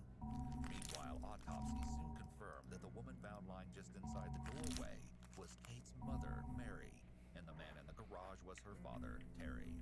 Both were dressed in sleepwear with their bodies lying on plastic painter tarps. The medical examiner also disclosed the horrible truth about what had happened to the 4 victims. Kate had Using wires. Glad I'm able to use my mouse and keyboard on my Xbox for the game. Oh, really? You played on Xbox and you use mouse and keyboard? That's cool. The police have fled like the mission is ours. Do not come here for help. All you will find is death.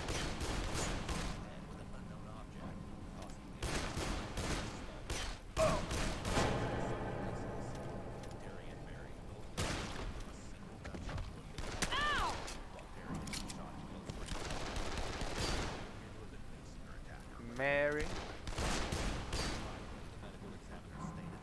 Us rascals have taken the police. Kill them, fuckers!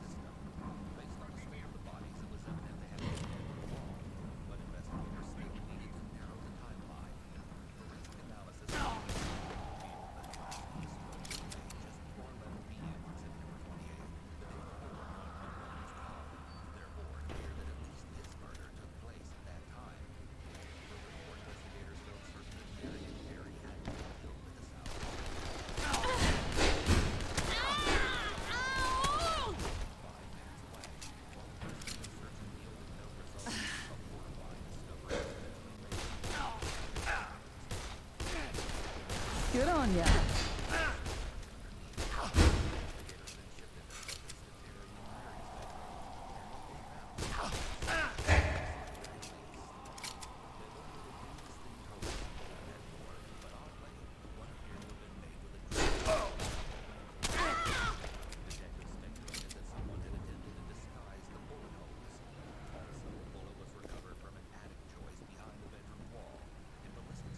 Should we upgrade?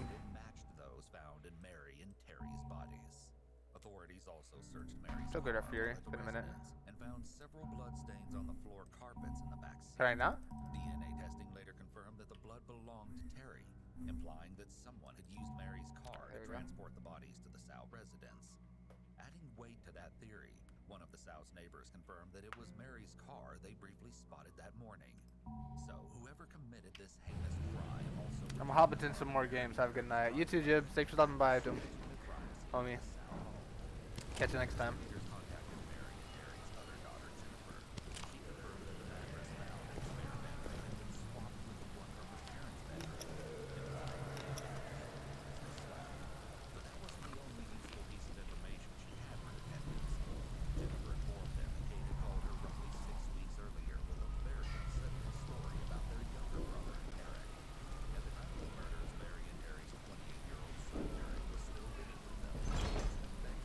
What's up, guys?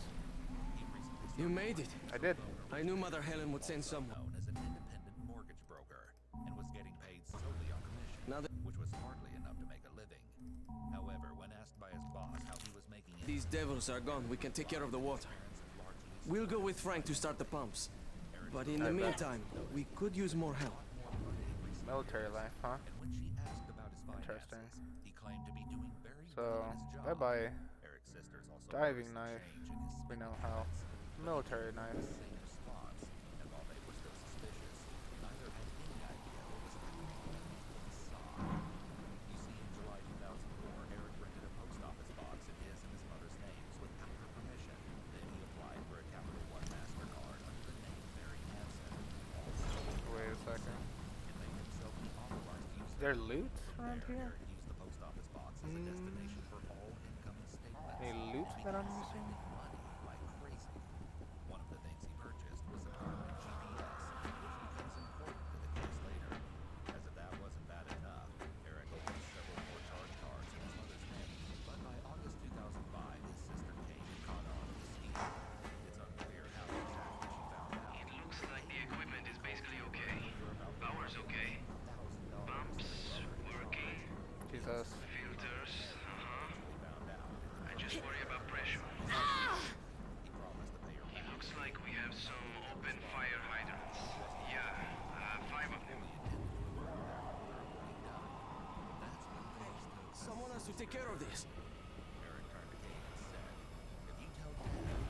Sticky bomb mod, huh? If we want tap water, we need to close those. Okay, no worries. Hey, someone has to take care of this. I've got a job for you.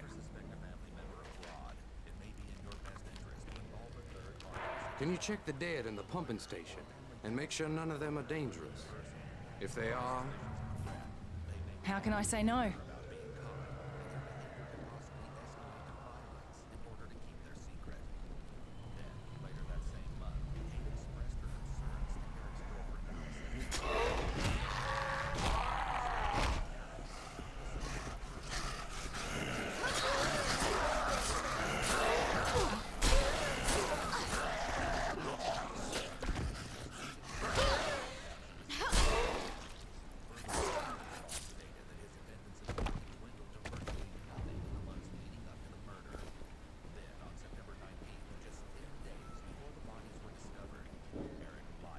thank you, Frank.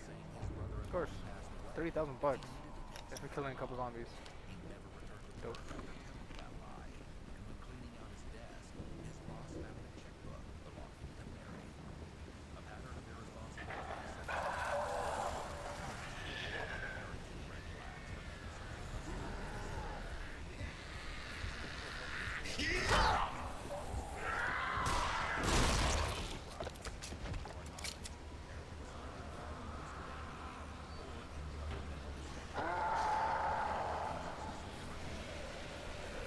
Whoops.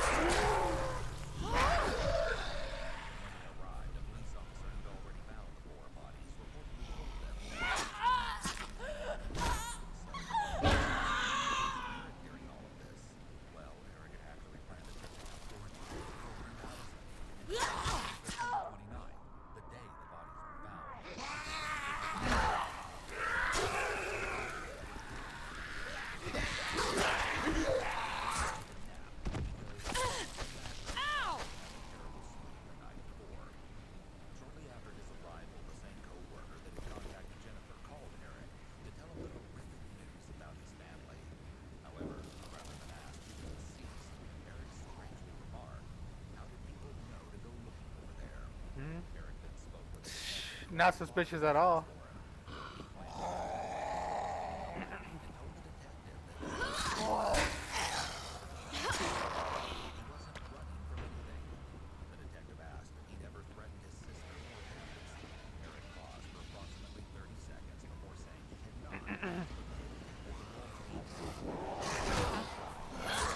Bet that did some damage. No, no.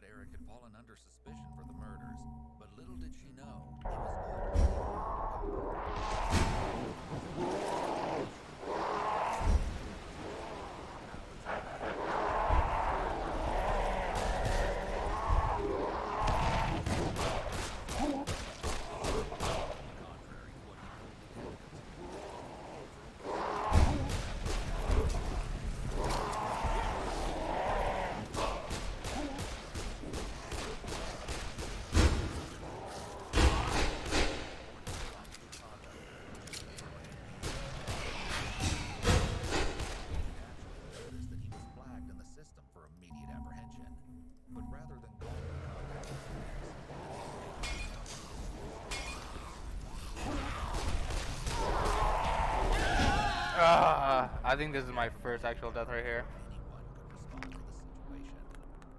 The next day, on September 30th, Eric called the investigator again and told him that he was still in California.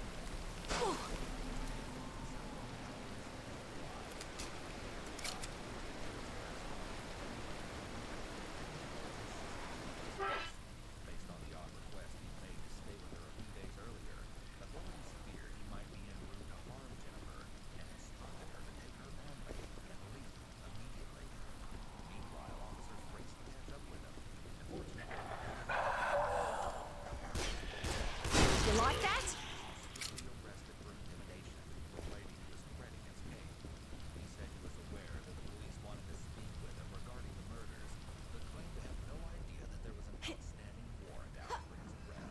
Time to die.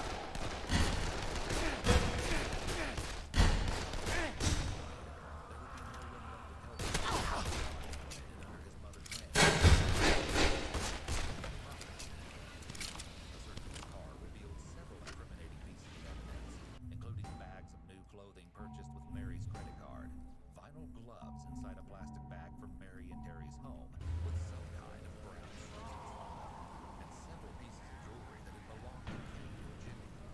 Oh, and remember that garbage GPS system from earlier? Well, as it turns out, it had been turned off on the night of September 28th, around the time he'd gone out for drinks. The device was reactivated at around 9:30 the next day, just a few hours before the bodies were found. It seemed that someone was attempting to hide their movements on that fateful night. Still, the most damning piece of evidence came from the gloves found in Eric's car. DNA testing confirmed that the brown substance on them was a mixture of Eric and Mary's blood. Investigators also located the sock, which Eric adamantly denied stealing, and transported it to a storage location for processing.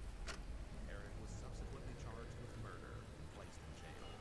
During this time, detectives gathered the list of information from Eric during several interrogations over 3 days, but he refused to acknowledge any wrongdoing despite the mounting evidence against him.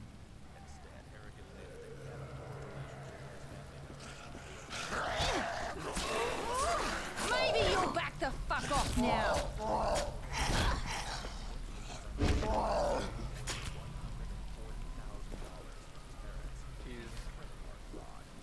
Eric's trial commenced in February 2008, and the evidence against him was overwhelming. Some of the most incriminating details were that Eric would have been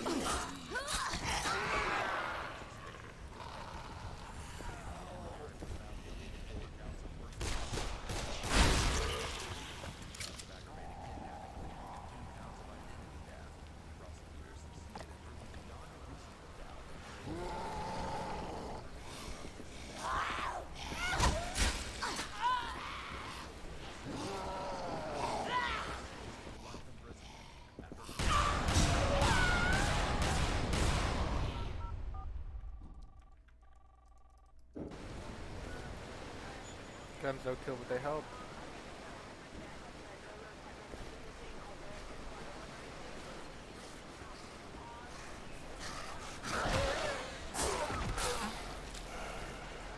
That one's done.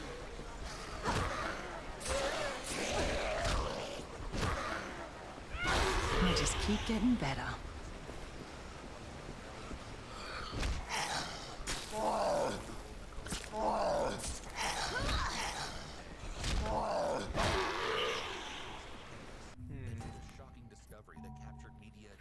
Chances that enemies on fire on a Fury.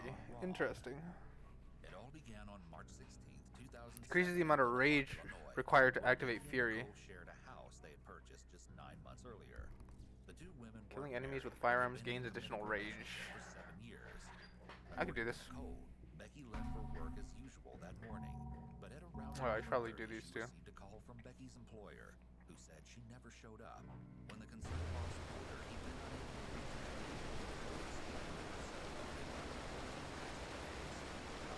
Becky's boss found that comment odd because he'd spoken with her several times in the previous 2 days, and she never mentioned having Effective any trouble revolver. with the phone. Hell yes. Following that conversation, Nicole contacted Becky's mother to see if she'd heard from her daughter that morning. She said she hadn't and immediately called Becky's father and sister to see if they'd spoken with her, but no one had heard from the reliable caregiver. As worry began to grow, Becky's mother called Nicole back and expressed her fears that something was terribly wrong.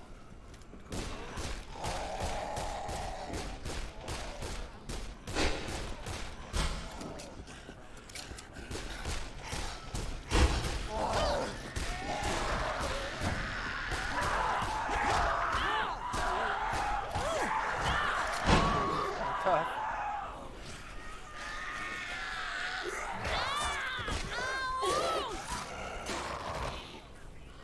I wonder if there are any gun mods.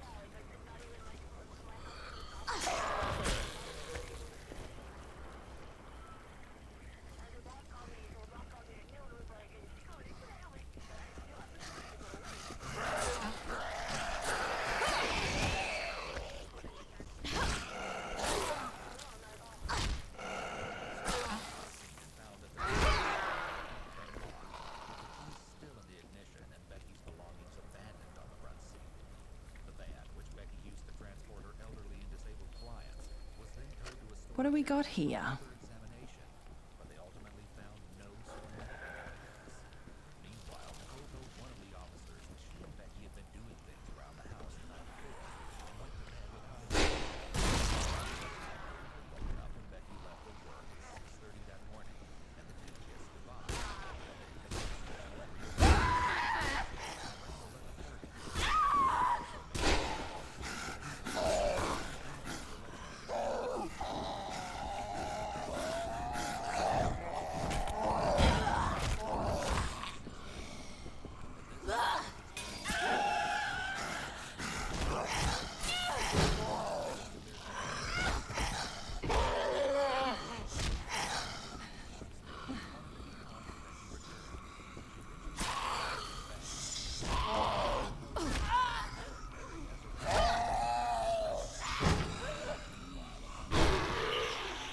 Bolts. If I needed wire, I need that too.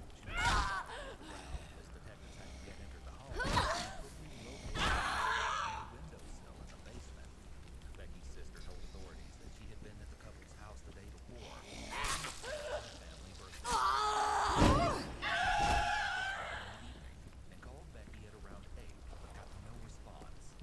Furthermore, her sister said the two usually spoke on the phone during her work commute, but she never got a call this morning. The rest of the day and night passed with no word from Becky.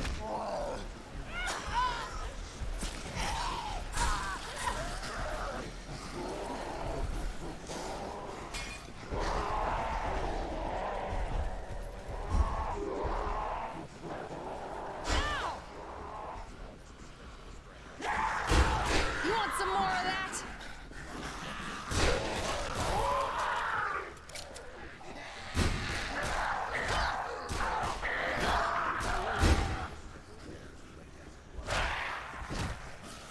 Fight. What is it?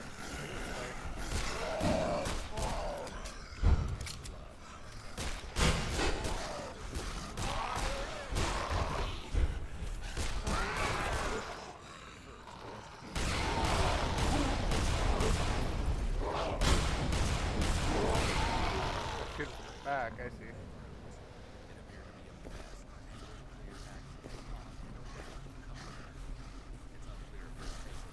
Snacks, bro. Where's the snacks at?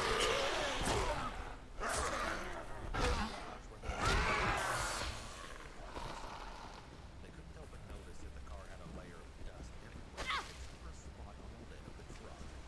An officer asked them for the keys to the truck, but she claimed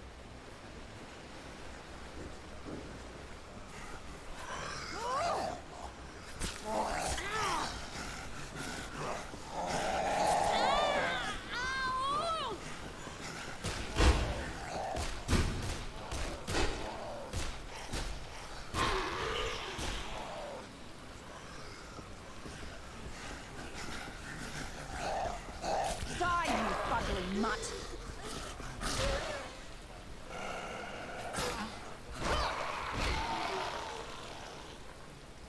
Oh, with the girlfriend.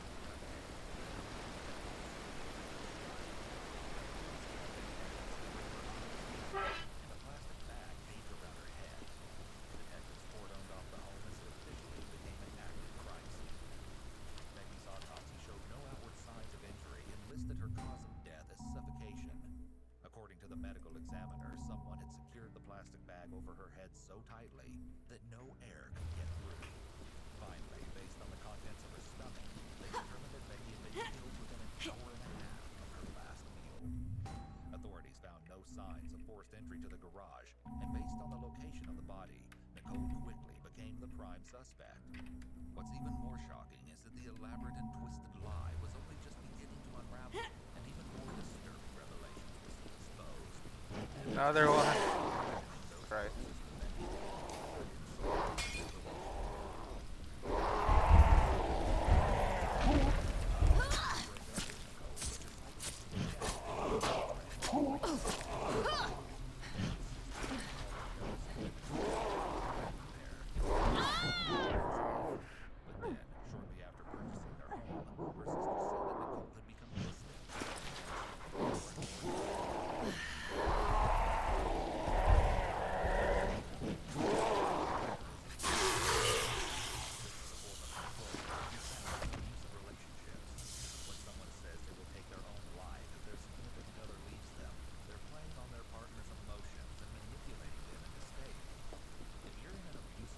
Should I stay or should I go?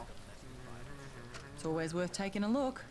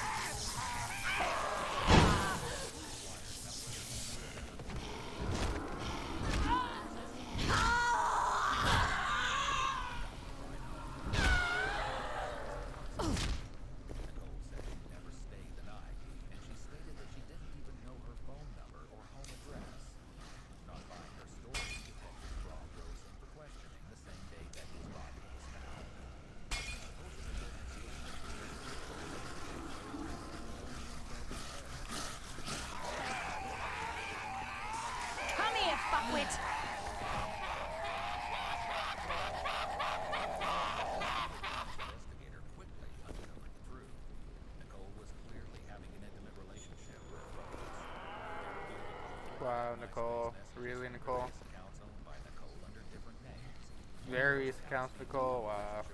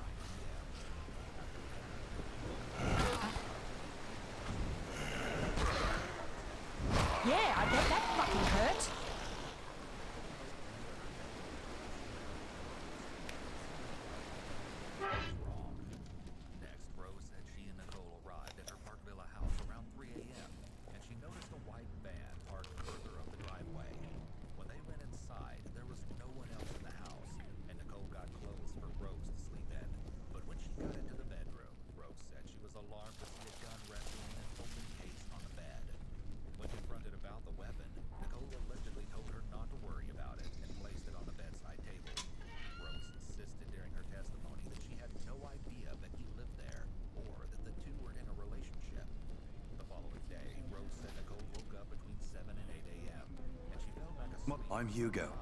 Mother Helen told me that you can be trusted. Our brother Grant. We must tell those who are still alive that they can... I guess I can give you a hand. I'll contact him on the wall. Have you... Is it done? Did you get those posts? And that's why she was getting so many calls. Rose dropped Nicole off at her car and headed home.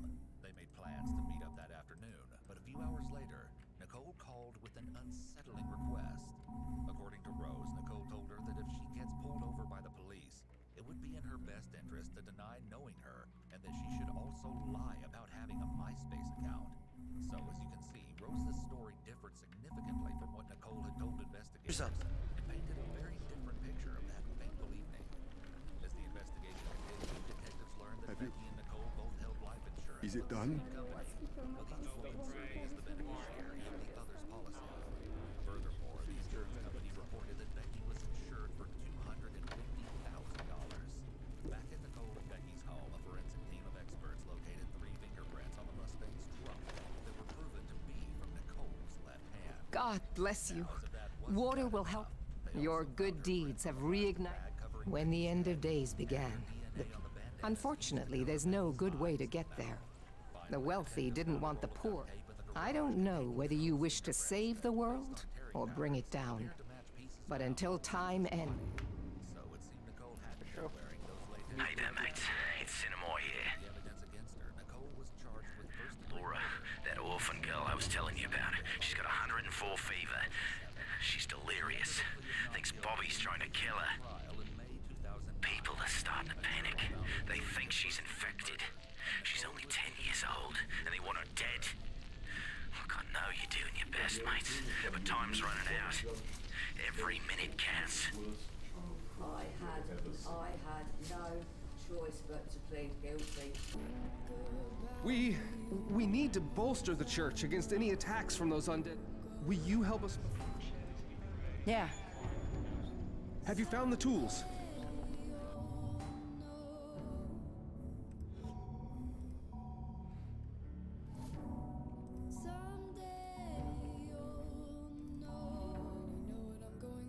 I've been feeling this way for far too long.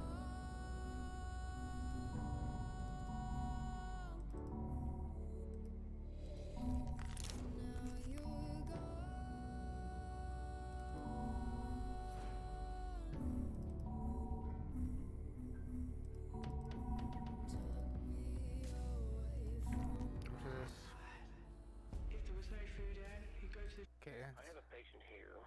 He had... Okay. It's late. The following footage of killer Richard Samuel The McCross. case with the most insane twist you've ever heard. I'm sorry, I can't understand you. What's the address? I'm on the lake, but I don't know where.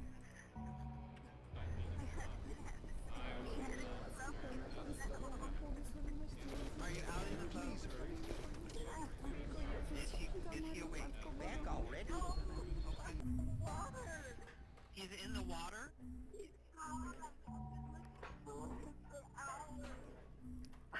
At some point before this 911 call, a tragic accident occurred.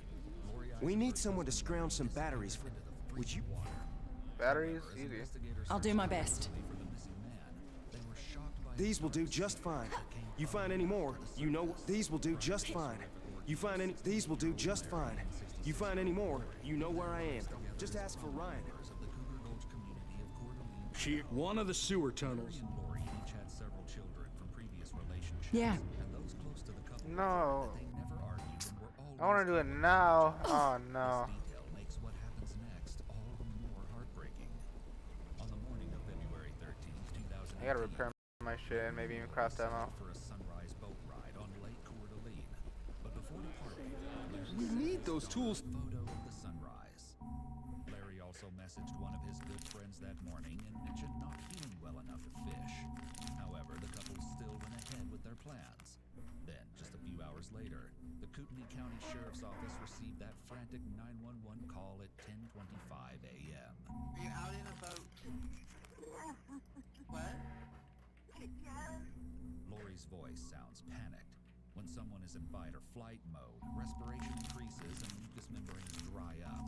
This dryness includes the vocal cords, which can affect To strengthen our barricades.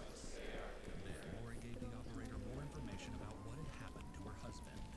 He was driving the boat, stood up fast, and said, oh, get something wrong with the motor.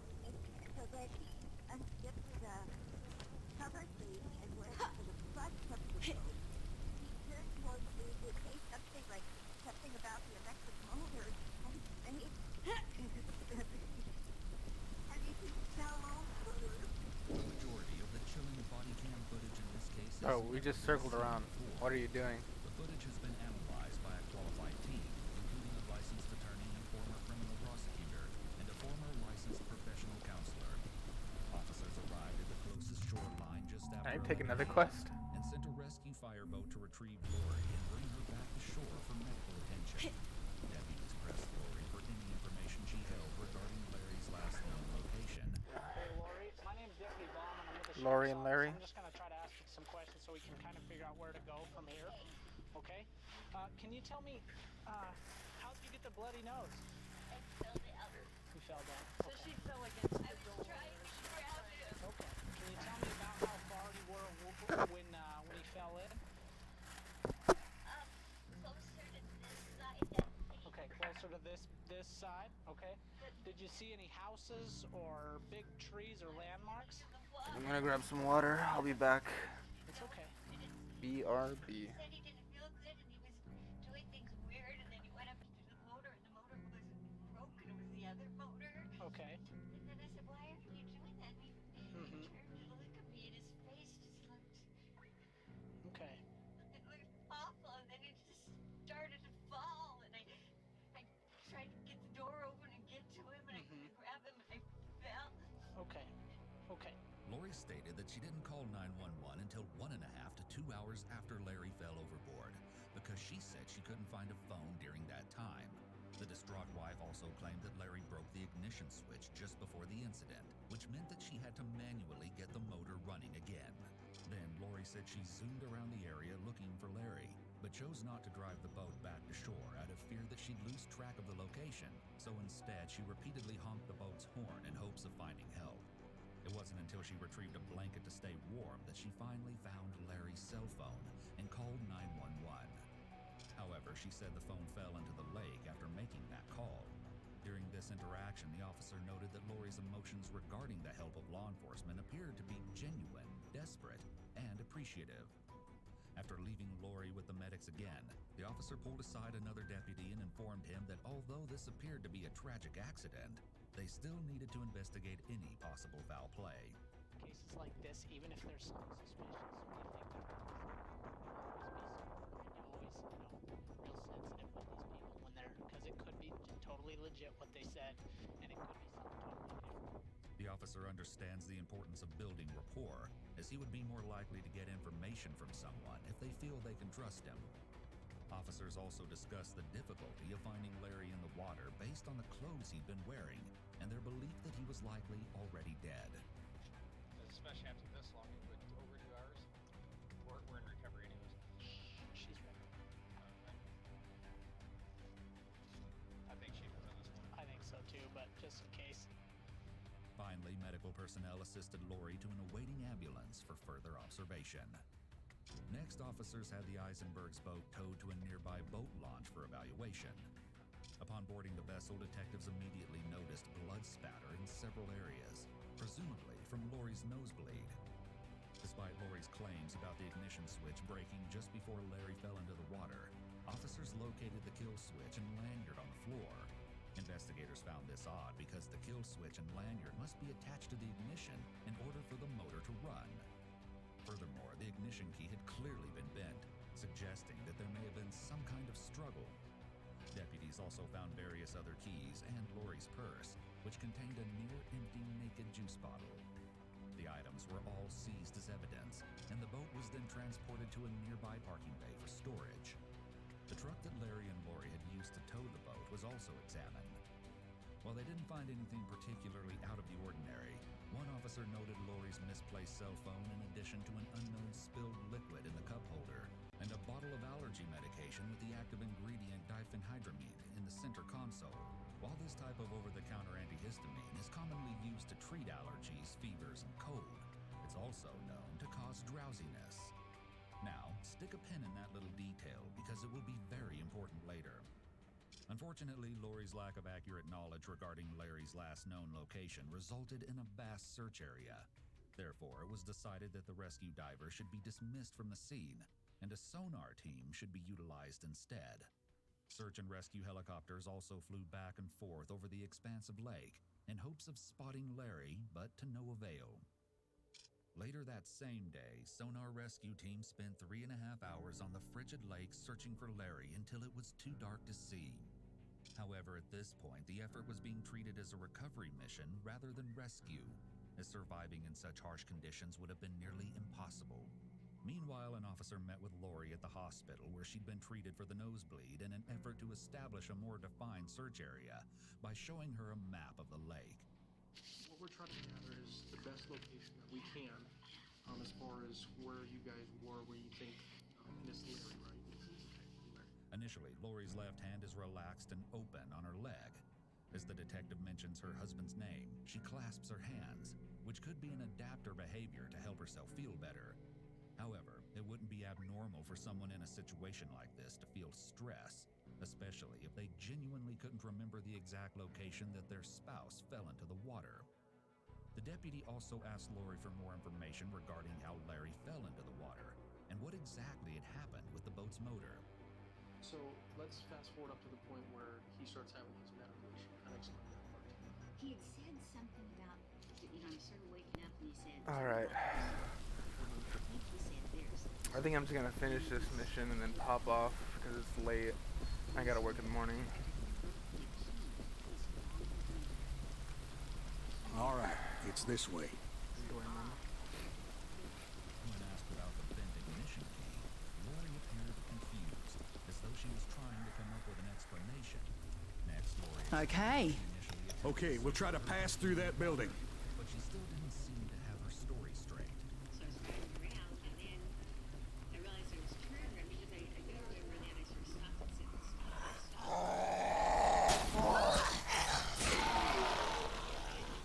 Let's go, man.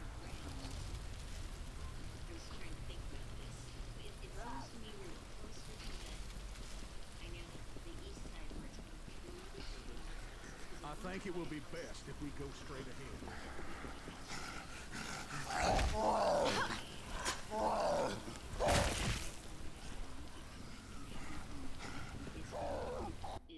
Alright, I'm gonna drink some water. I don't even think I got... No, I didn't. How long did it feel? I mean, obviously, a minute can feel like a lifetime in those situations.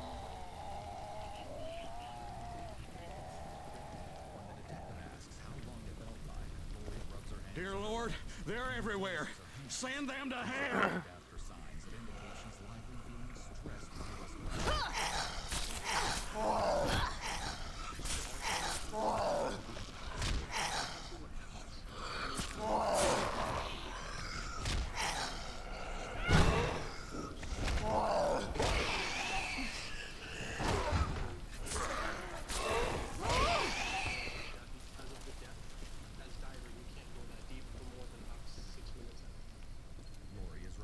Yeah, buff. Done. We're dead. Stay close. Okay, so they're in our info box, as well as your cell phone and the cartridges, which were in the truck. Because this is a criminal investigation at this point, we have to keep those until we clear it up and say, that's our job to make sure that it's done correctly. Yes. 5 days later, on February... See that greedy bastard? It is the end of days, and yet he worries only about... What do you got? Lori couldn't recall any specific landmarks and seemed to offer minimal help to the searchers. This lack of information struck investigators as odd, but even more strange was her behavior. Throughout the search, Lori would joke around and laugh before suddenly breaking down into tears for no reason. The officer also noticed that she would abruptly stop crying to continue conversation. You see him over there? Stand by the bitch bomb!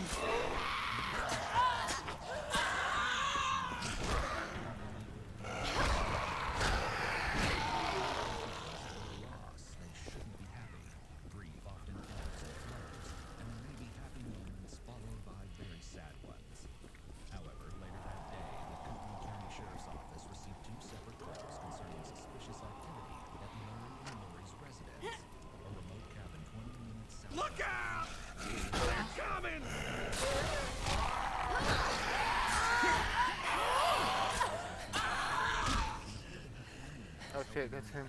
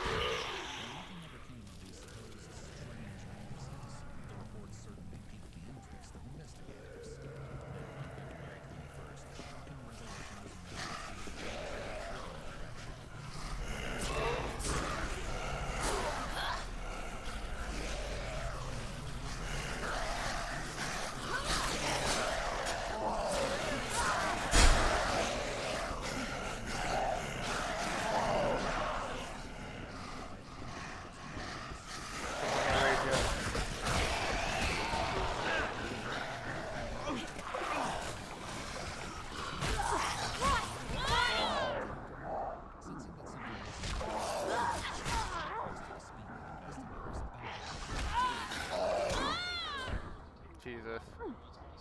Getting my booty handed to me.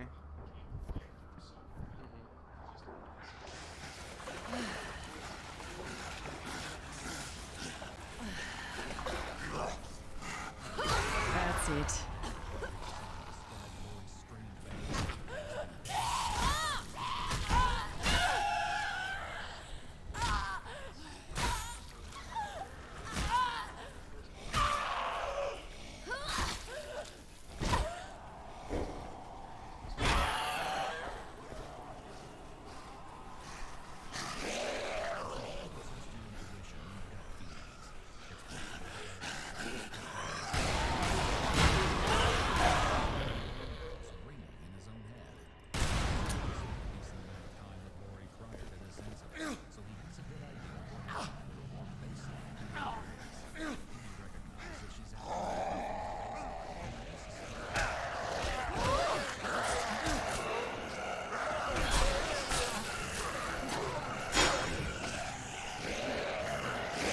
Off my homie.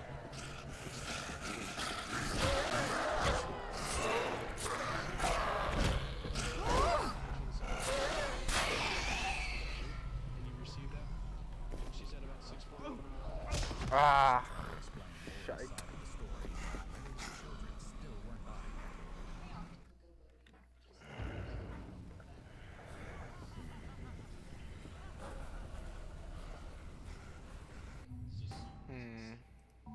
Next, the detective explained how the sonar teams were working to find Larry.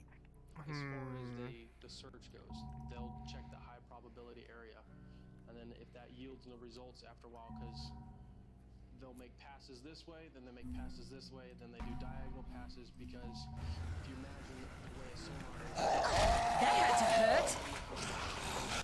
that would reflect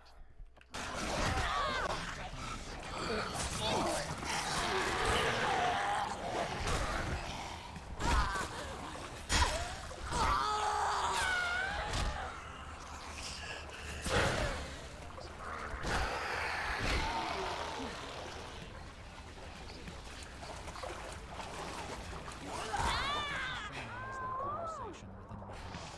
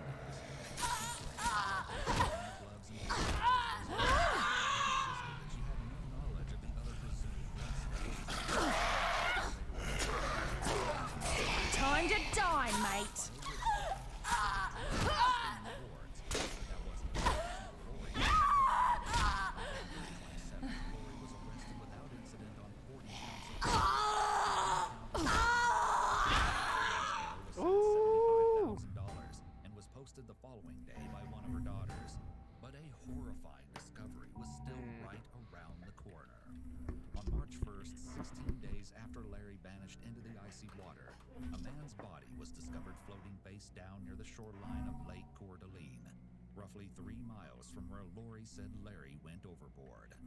The property owner told dispatch that the body hadn't been there when they last checked 2 days before. Officers also didn't see any signs of suspicious trauma on the body. Based on the victim's clothing, they felt confident that they had finally located Larry. Authorities then moved the body out of the water for further examination. The following day, an autopsy confirmed the body is Larry. But that's not all the medical examiner found. Toxicological testing revealed lethal levels of diphenhydramine. We're here. Behind that door is the entrance to the sewers. Lead the way. Experts agree that this drug is fast-acting. What are we waiting? We're gonna go do some side quests. Ingested in a short period. Moreover, the medical examiner's findings suggested that Larry had likely died before Waiting for. water, as there were no signs of drowning or a stroke, as Sorry, Larry Alfie? has claimed. As well, his body appeared to have ceased metabolic activity before entering the water. Authorities chose not to release the autopsy results immediately, but in an earlier statement given to police, Lori mentioned that her husband took numerous pills each day and was often forgetful when it came to taking the correct dosage. It's possible that Lori was being honest about Larry's forgetfulness with his pills. An alternative theory is that she was providing this information in advance just in case his body was recovered and the drugs had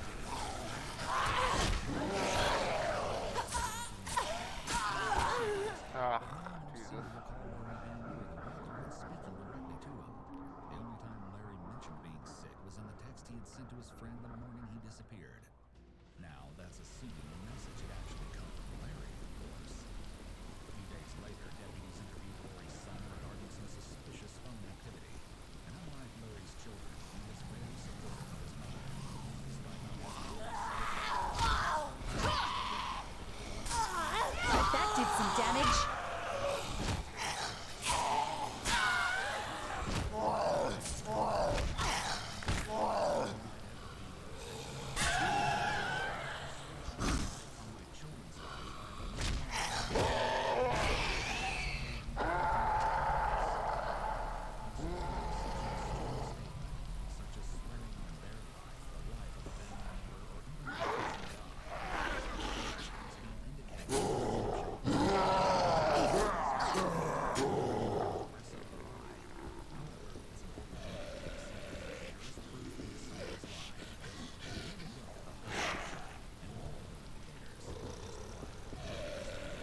flag if you get a baseline of how they speak normally.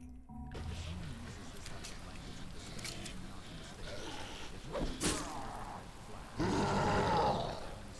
Oh! touchy topics, it would be something to pay attention to. Then, around late May, Lori missed 2 court dates related to the fraud case and was reported to be on the lam. As a result, Can I get my knife back? was issued for her arrest. No. Okay. Hunters hot on her trail. Maybe it's a one-time use thing. Investigators continued questioning those close to Larry and Lori, and before long, cracks in their perfect relationship began to emerge.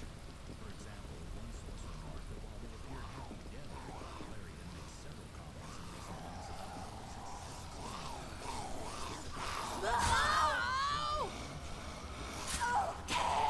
My weapon's jiggered.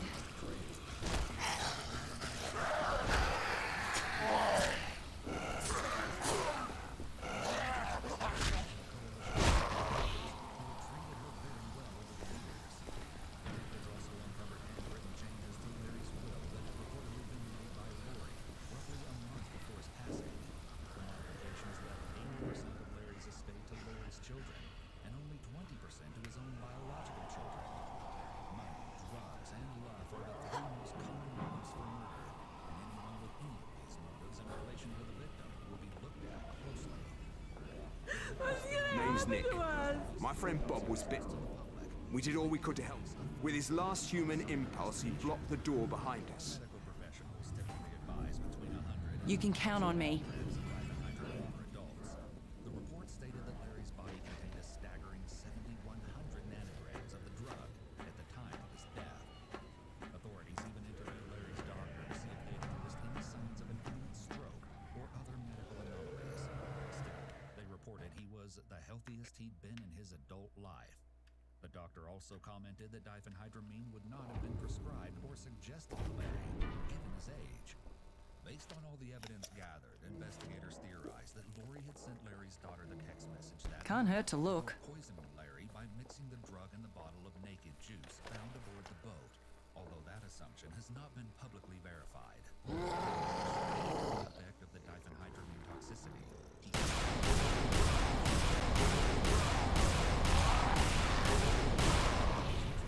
To drive the boat away from that location before calling 911. The remaining question was, why? Neither possessed life insurance, so that was ruled out as a motive. However, detectives learned that if Larry died, Lori would become the benefactor of their estate, thus allowing her to pay the restitution required for her criminal theft. They also discerned from speaking with friends and family that at the time of his death, Larry didn't know what Lori had been doing at the North Idaho Housing Coalition, and that he would have been very upset upon finding out about her criminal behavior. Her alleged motive of financial gain was potentially confirmed when a source close to the family, believed to be one of Lori's children, told investigators that when they asked her why she had stolen the money from the North Idaho Housing Coalition, she stated, "I did it for you guys because I'm trying to help you guys out. What am I supposed to do when my daughters need help and are crying? I did it for you guys." Here, Lori is refusing to take responsibility for her own actions and instead is blaming her children. It's possible that she felt judgment from her kids about what she did, so she attempted to manipulate them into feeling grateful by claiming that she only took it for them. Finally, in July, after 2 months on the run, Lori turned herself into the Kootenai County Sheriff's Office. It's believed she'd been staying with family in California during this time. Of course, investigators were eager to speak with Lori regarding the suspected murder of her husband, but they had to wait until the fraud case was settled in court. 6 months later, Lori entered a guilty plea to 3 counts of wire fraud and 1 count of federal program theft. She was sentenced to 5 years in federal prison. Following an extensive investigation, Lori's 4 daughters also entered guilty pleas for single counts of conspiracy to commit federal program theft. They were each sentenced to house arrest and In the probation, military, they with taught over us how to kill. $50,000 to be But paid no in one ever fines. told us what to do when your best friend is the enemy. Interviewed about Larry's Totally agree. suspicious death, and You want to detectives help us? started by Something's giving been her a rundown bothering of the me. story they had There so used to be an far. army base here. This is where I'm starting to wonder if the army has something to do with this. Interesting. Yeah. Let's not take forever, right? I need you to run to the nearest pharmacy and bring me this. I've written. Sure. I'll do my best. We already got it, no? Delay in Lori responding to the detective's question.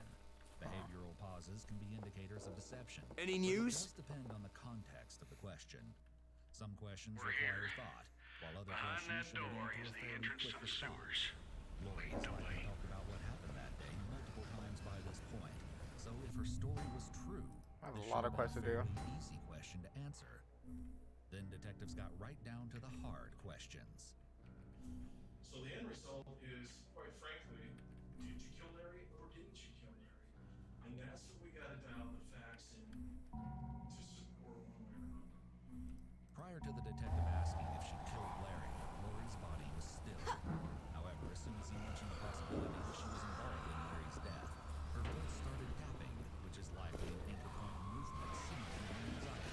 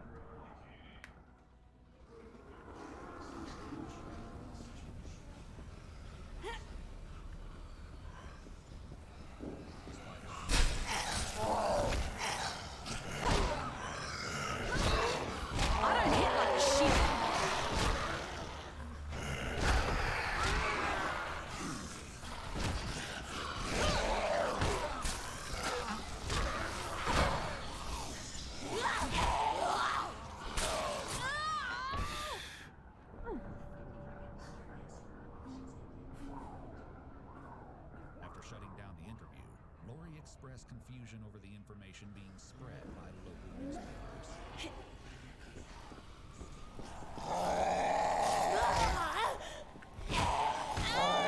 Get this fucker off me!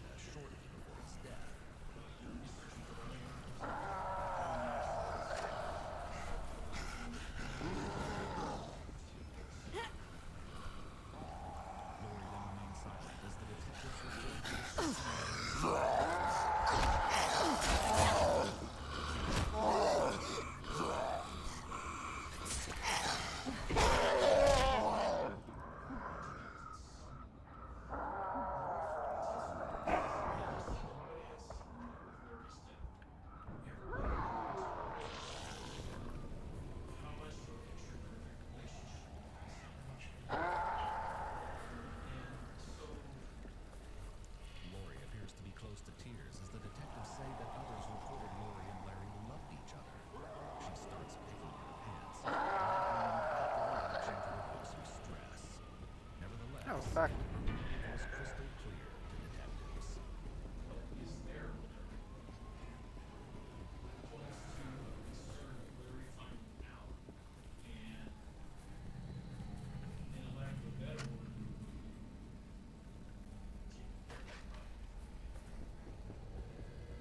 Finally, in February 2020, 2 years after Larry's death, Lori was subsequently charged with first-degree murder. She entered an Alford plea to second-degree murder 1 year later, meaning she believed herself innocent, but felt confident that there was sufficient evidence for a jury to convict her if she stood trial. So in May 2021, 67-year-old Lori appeared in court for sentencing. Prosecutors laid out the evidence to show that Lori had premeditated. It's always worth taking a look. To avoid further consequences of her embezzlement scheme. Still, she refused to admit any wrongdoing and painted a very different picture of that morning's events for the court. A bizarre story she hadn't yet told investigators. According to Lori, she had intended to take the diphenhydramine herself, but unbeknownst to her, Larry consumed it while she was asleep on the boat. Unfortunately for Lori, the judge didn't buy her story, and as a result, she was sentenced to life in prison with 30 years fixed. Is that the whole story? That was the whole story, dude? 911, what's the address? That is not an insane twist. Come on, bro. Your twists suck, Iwu. Where was the twist? From the beginning, it sounds like it was gonna be her. Come on, bro. Alright, most twisted cases, episode 12. Let's go up to 14. Fire rescue, Cyrus, what is the address? Gotta get help on the way, okay? Bet that did some damage.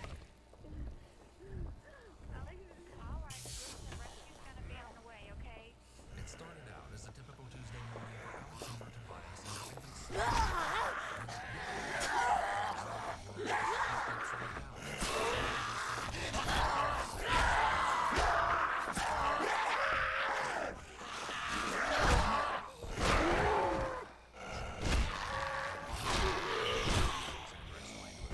that her child had been knocked off the couch by a dog and hit his head. However, investigators realized that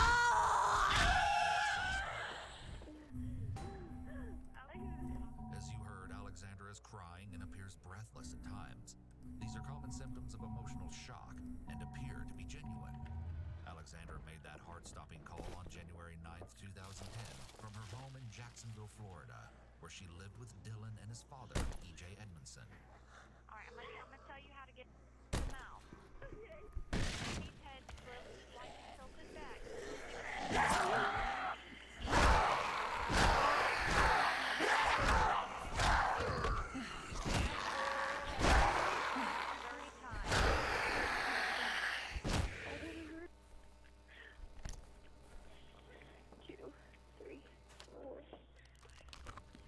Following the 911 dispatcher's advice, she desperately attempted mouth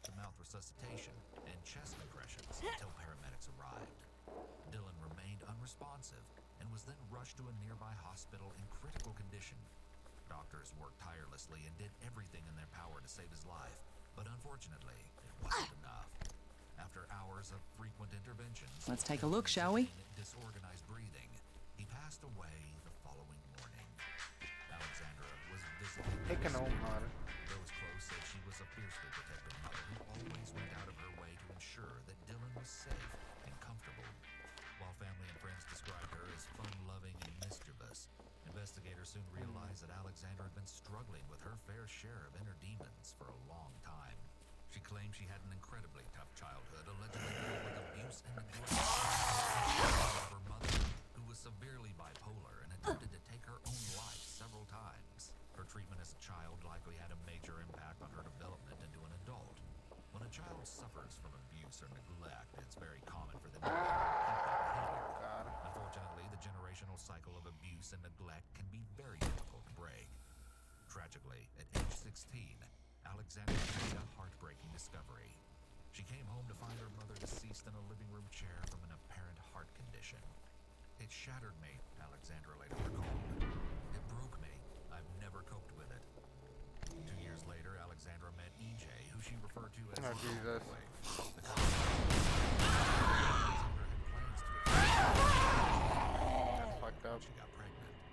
During this time, Alexandra later stated that she was thrilled but Hey, scared Brand more than Champagne, let's go. anything. As it turns out, Alexandra and EJ's relationship was very tumultuous. In fact, they'd both been arrested for a domestic conflict just a couple of weeks before Dylan was killed. Alexandra was placed on probation in order to attend anger management classes. Detectives were horrified to realize that because Dylan was home during the incident, the Department of Children and Families was supposed to be monitoring the situation. But unfortunately, they claimed to have received an incomplete report. A forensic psychologist commented on Alexandra's mental state, speculating that she suffered postpartum depression. Behind that door is the entrance to the Furthermore, sewers. the forensic psychologist stated she took it as a personal failure whenever the baby was sick or crying, when her boyfriend would come home. There! So she You just can't get enough! She would reportedly take him to the doctor without hesitation for any illnesses. Spreading awareness of shaken baby syndrome. However, doctors were immediately suspicious of Alexandra's story, as Dylan's injuries weren't consistent with an accidental fall from the couch. In addition to a badly broken femur bone, he showed various head injuries, including bruising on the skull and the brain. Doctors said that the damage to his brain was so severe that he could not breathe independently, and had been Investigators and members of a child protective team were called to Alright, craft ammo. to question the grieving mother. But before they could even introduce themselves, Alexandra said she lied earlier. Her dog after it supposedly knocked the baby over, and that she wanted to come clean about what really happened to Dylan. Now get ready, because this is where the story takes a turn that no one saw coming. But please bear in mind that the following details are very disturbing, and your discretion is strongly advised. Throughout the interview, Alexandra's story changed several times,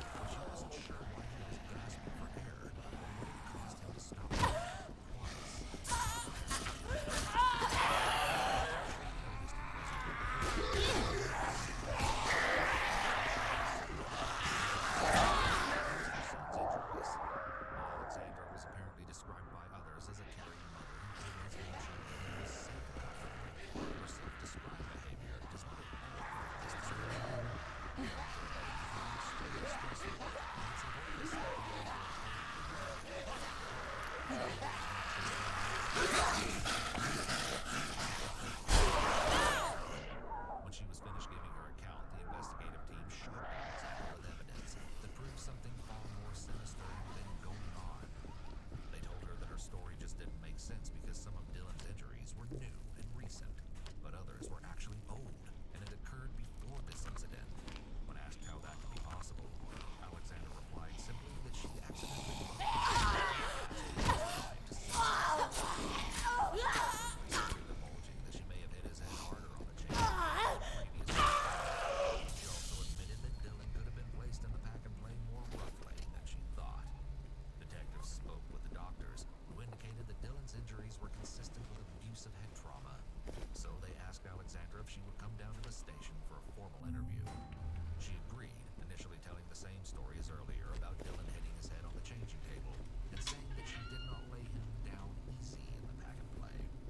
But then, an even more horrible truth began to emerge. Alexandra must have realized that no one was buying her story, so she finally started telling the actual truth. Thank you. The thought of them out there. Still struggling to hold down food as he knew for several days.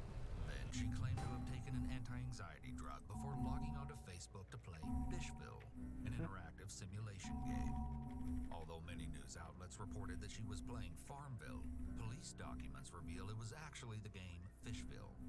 However, while she was immersed in the virtual reality, Dylan began crying, and after some time, Alexandra snapped. She told investigators that she picked him up and shook him roughly, possibly hitting his head on the computer in a fit of rage. She even demonstrated using a toy doll how she Thank you. shook the infant. What Alexandra described is shaken baby syndrome. It's a form of child abuse where Can't hurt to look. a young child, usually under the age of 2, out of anger or frustration. The shaking often causes a brain injury with varying degrees of severity, including death. Afterward, Alexandra allegedly stepped away to smoke a cigarette to calm down, leaving Dylan on the sofa. That's when she speculated her dog knocked him onto the floor, causing him to start crying. Alexandra then admitted to picking him up and violently shaking him again, only this time he stopped breathing. Finally, she briefly called the baby's father before making that frantic call to 911. Okay, listen, I'm gonna give you instructions. We're gonna get rescue on the way. Often, shaken baby syndrome occurs in the heat of the moment when a parent is extremely frustrated, which may have been what happened the first time she shook Dylan. But even after taking time to calm down, she still immediately returned to shake him again. This suggests that she may have been acting deliberately in an effort to harm Dylan, rather than an impulsive act. Alexandra soon claimed to have no recollection of actually shaking Dylan. Let me know if you find it. That was what had happened, telling detectives. I honestly can't recall the actual incident itself, but when it comes down to it, I take... You find anything yet? Keep looking. I guess I came to and realized that something wasn't right. I didn't know what it was in my arms. I realized that something I was holding before I worried about him. was no longer moving. Let us put this. However, it's conflicting that Alexandra was able to give such a detailed account of what happened, before claiming not to recall because of the Xanax. Because this detail was added later, it's possible she's lying and attempting to use the medication as an excuse. If Alexandra had in fact taken a handful of Xanax, she may be able to raise a voluntary intoxication defense. In many cases, this defense doesn't completely absolve the defendant of liability, but instead reduces the overall culpability for the crime. Regardless, she was immediately taken into custody and charged with aggravated child abuse, later heightened to murder when Dylan passed away. Those who knew Alexandra were absolutely stunned by the news. No one ever expected her to commit such an unbelievably heinous crime against a child she appeared to love more than anything. Alexandra's friends recalled her being a fantastic mother, with one contact telling reporters that girl was so protective over that baby. There should be more investigation done.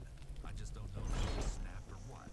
The baby's father, EJ, told investigators that he had spoken with Alexandra that morning and instructed her to call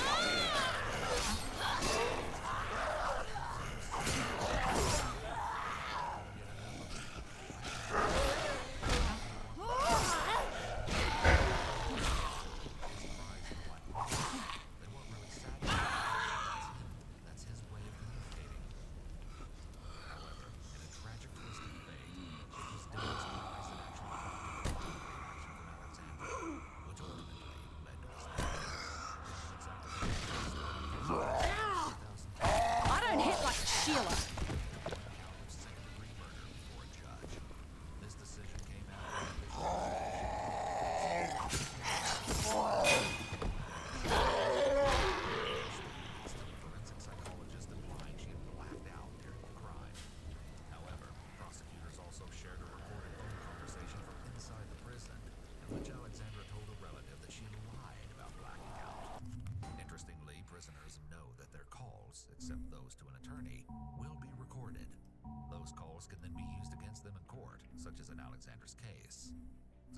attempts to seek mercy from the judge, Alexandra was sentenced to 50 years in prison for killing her son. It was speculated that Alexandra had postpartum depression. There are symptoms to look out for that may be a sign someone is suffering from postpartum depression. The symptoms can occur shortly after giving birth, or it may take months. Some common symptoms include anxiety or panic attacks, racing, scary thoughts, excessive irritability, anger or agitation, sadness, crying uncontrollably for very long periods of time, fear of not being a good mother, fear of being left alone with the baby, sleep difficulties, disinterest in the baby, family and friends, thoughts of hurting yourself or the baby. If you or someone you know is struggling with any of these symptoms, please reach out to a professional such as your doctor or a licensed mental health provider for help.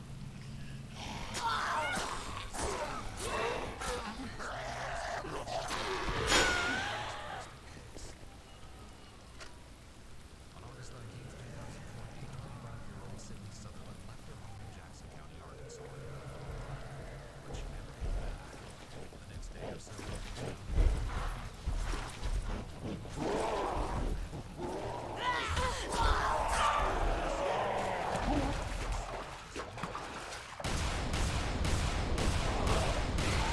vacation in Florida and had an extra day off from being in the center where she worked as a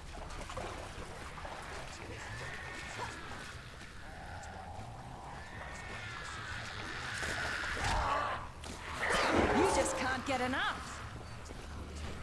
she was heading out for a run. Everything seemed to be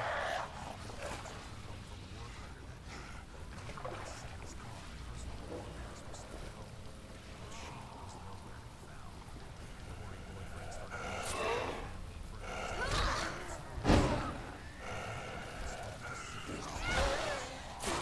his behavior was extremely out of character for Sydney.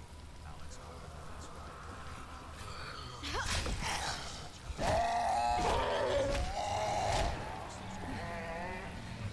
Came forward to say that he'd seen Sydney jogging along her usual route between Newport and New Arkansas at around 3 o'clock in the afternoon.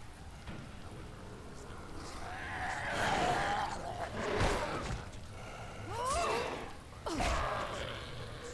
volunteers, as well as the Arkansas State Police and the FBI, came together to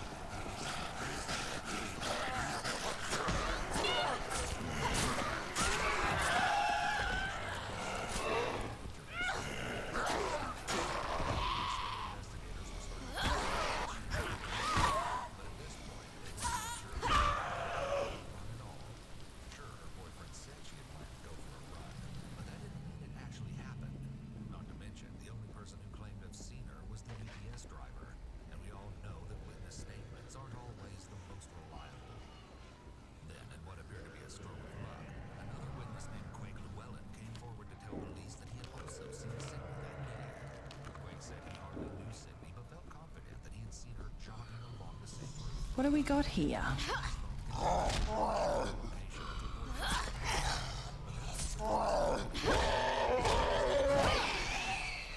Authorities followed the digital clues and found her phone, but still no Sydney. 30 yards away from the phone, the relatives confirmed that her long Good on ya.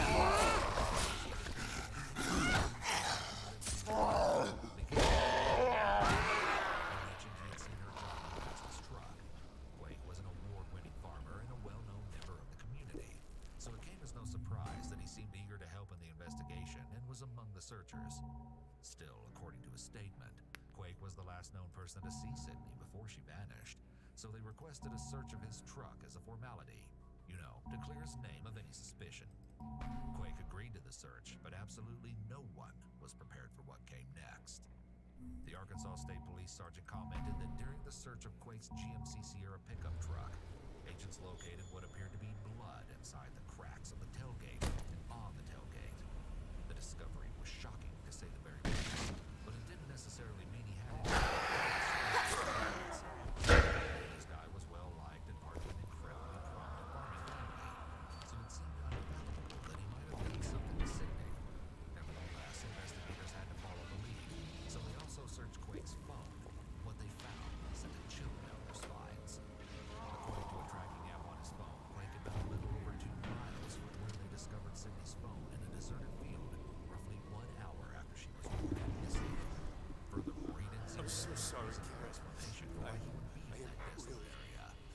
So sorry.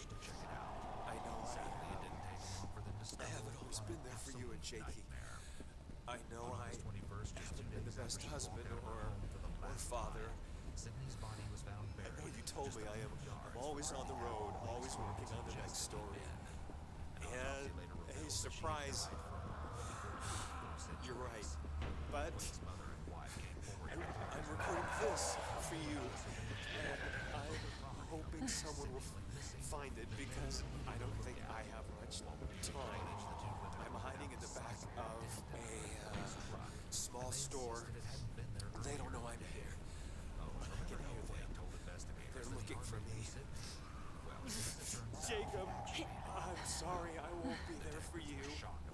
I won't see your ball games or help you with your homework.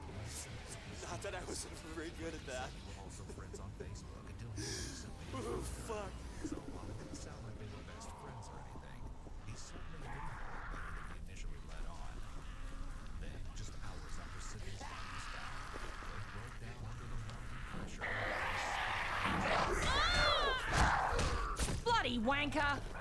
Sydney, and for reasons unknown, he turned the truck around. That's it. Great. Thank you. She was jogging. Sydney was still alive after the impact, but Quake didn't stop there. Instead, he dragged her into the bed of his truck and drove to the isolated field, where he confessed to assaulting and murdering her. Quake then said that he tried to forget about the whole thing, and he allegedly claimed that he hadn't hit her on purpose. However, it's possible that Quake had been fantasizing doing something similar, and when the right opportunity presented itself, he took it. It's unusual for someone to do this completely out of the blue. Individuals who suffer from some kind of mental health episode, there are usually some warning signs first. Used a shovel to dig a grave and bury Sydney's body. As the band pushed her she's gonna match the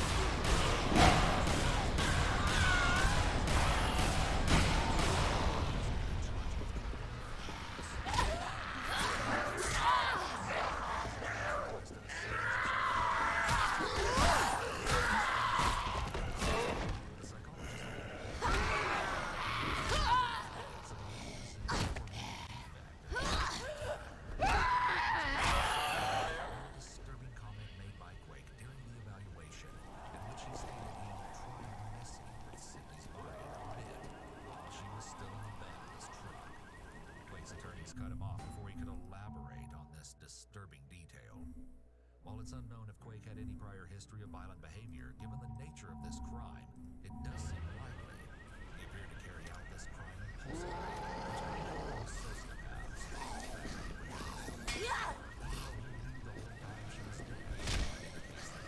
Bet that did some damage.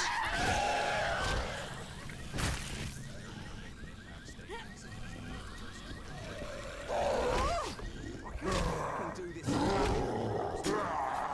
She also told the court how he hurt her during one of his sessions, the same acts he assaulted her with.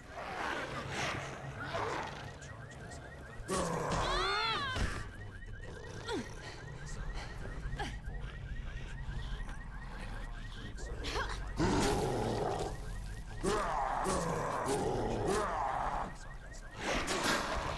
there was probably nothing Sydney could have done differently to prevent this tragedy.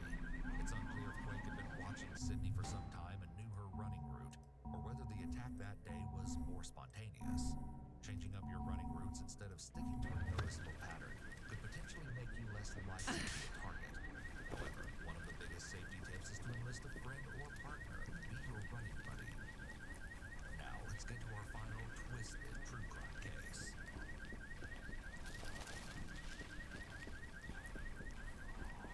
On September 21st, 2012, 29-year-old Jill Marr left her job at the Australian Broadcasting Corporation and went out on the town to celebrate her colleague's birthday.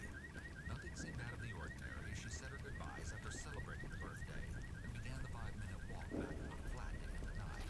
But that was the last time anyone would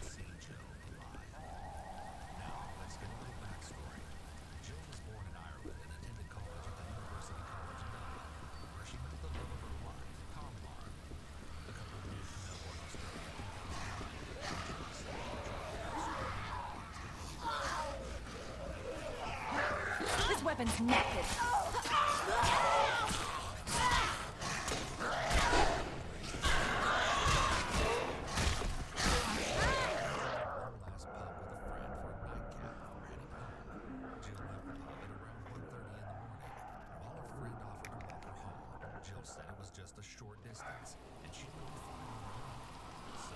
Fucking me up. Just bloody die! Diamonds.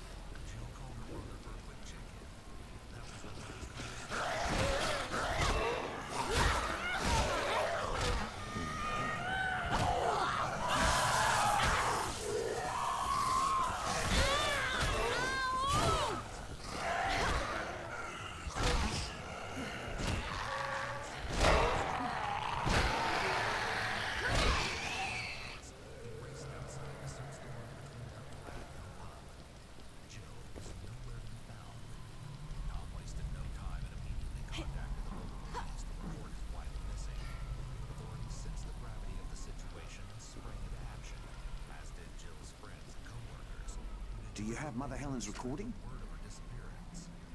Thank God Mother Helen sent you to help me. I could use your help. I'm hooked into the town's public address system, but I can't broadcast anything.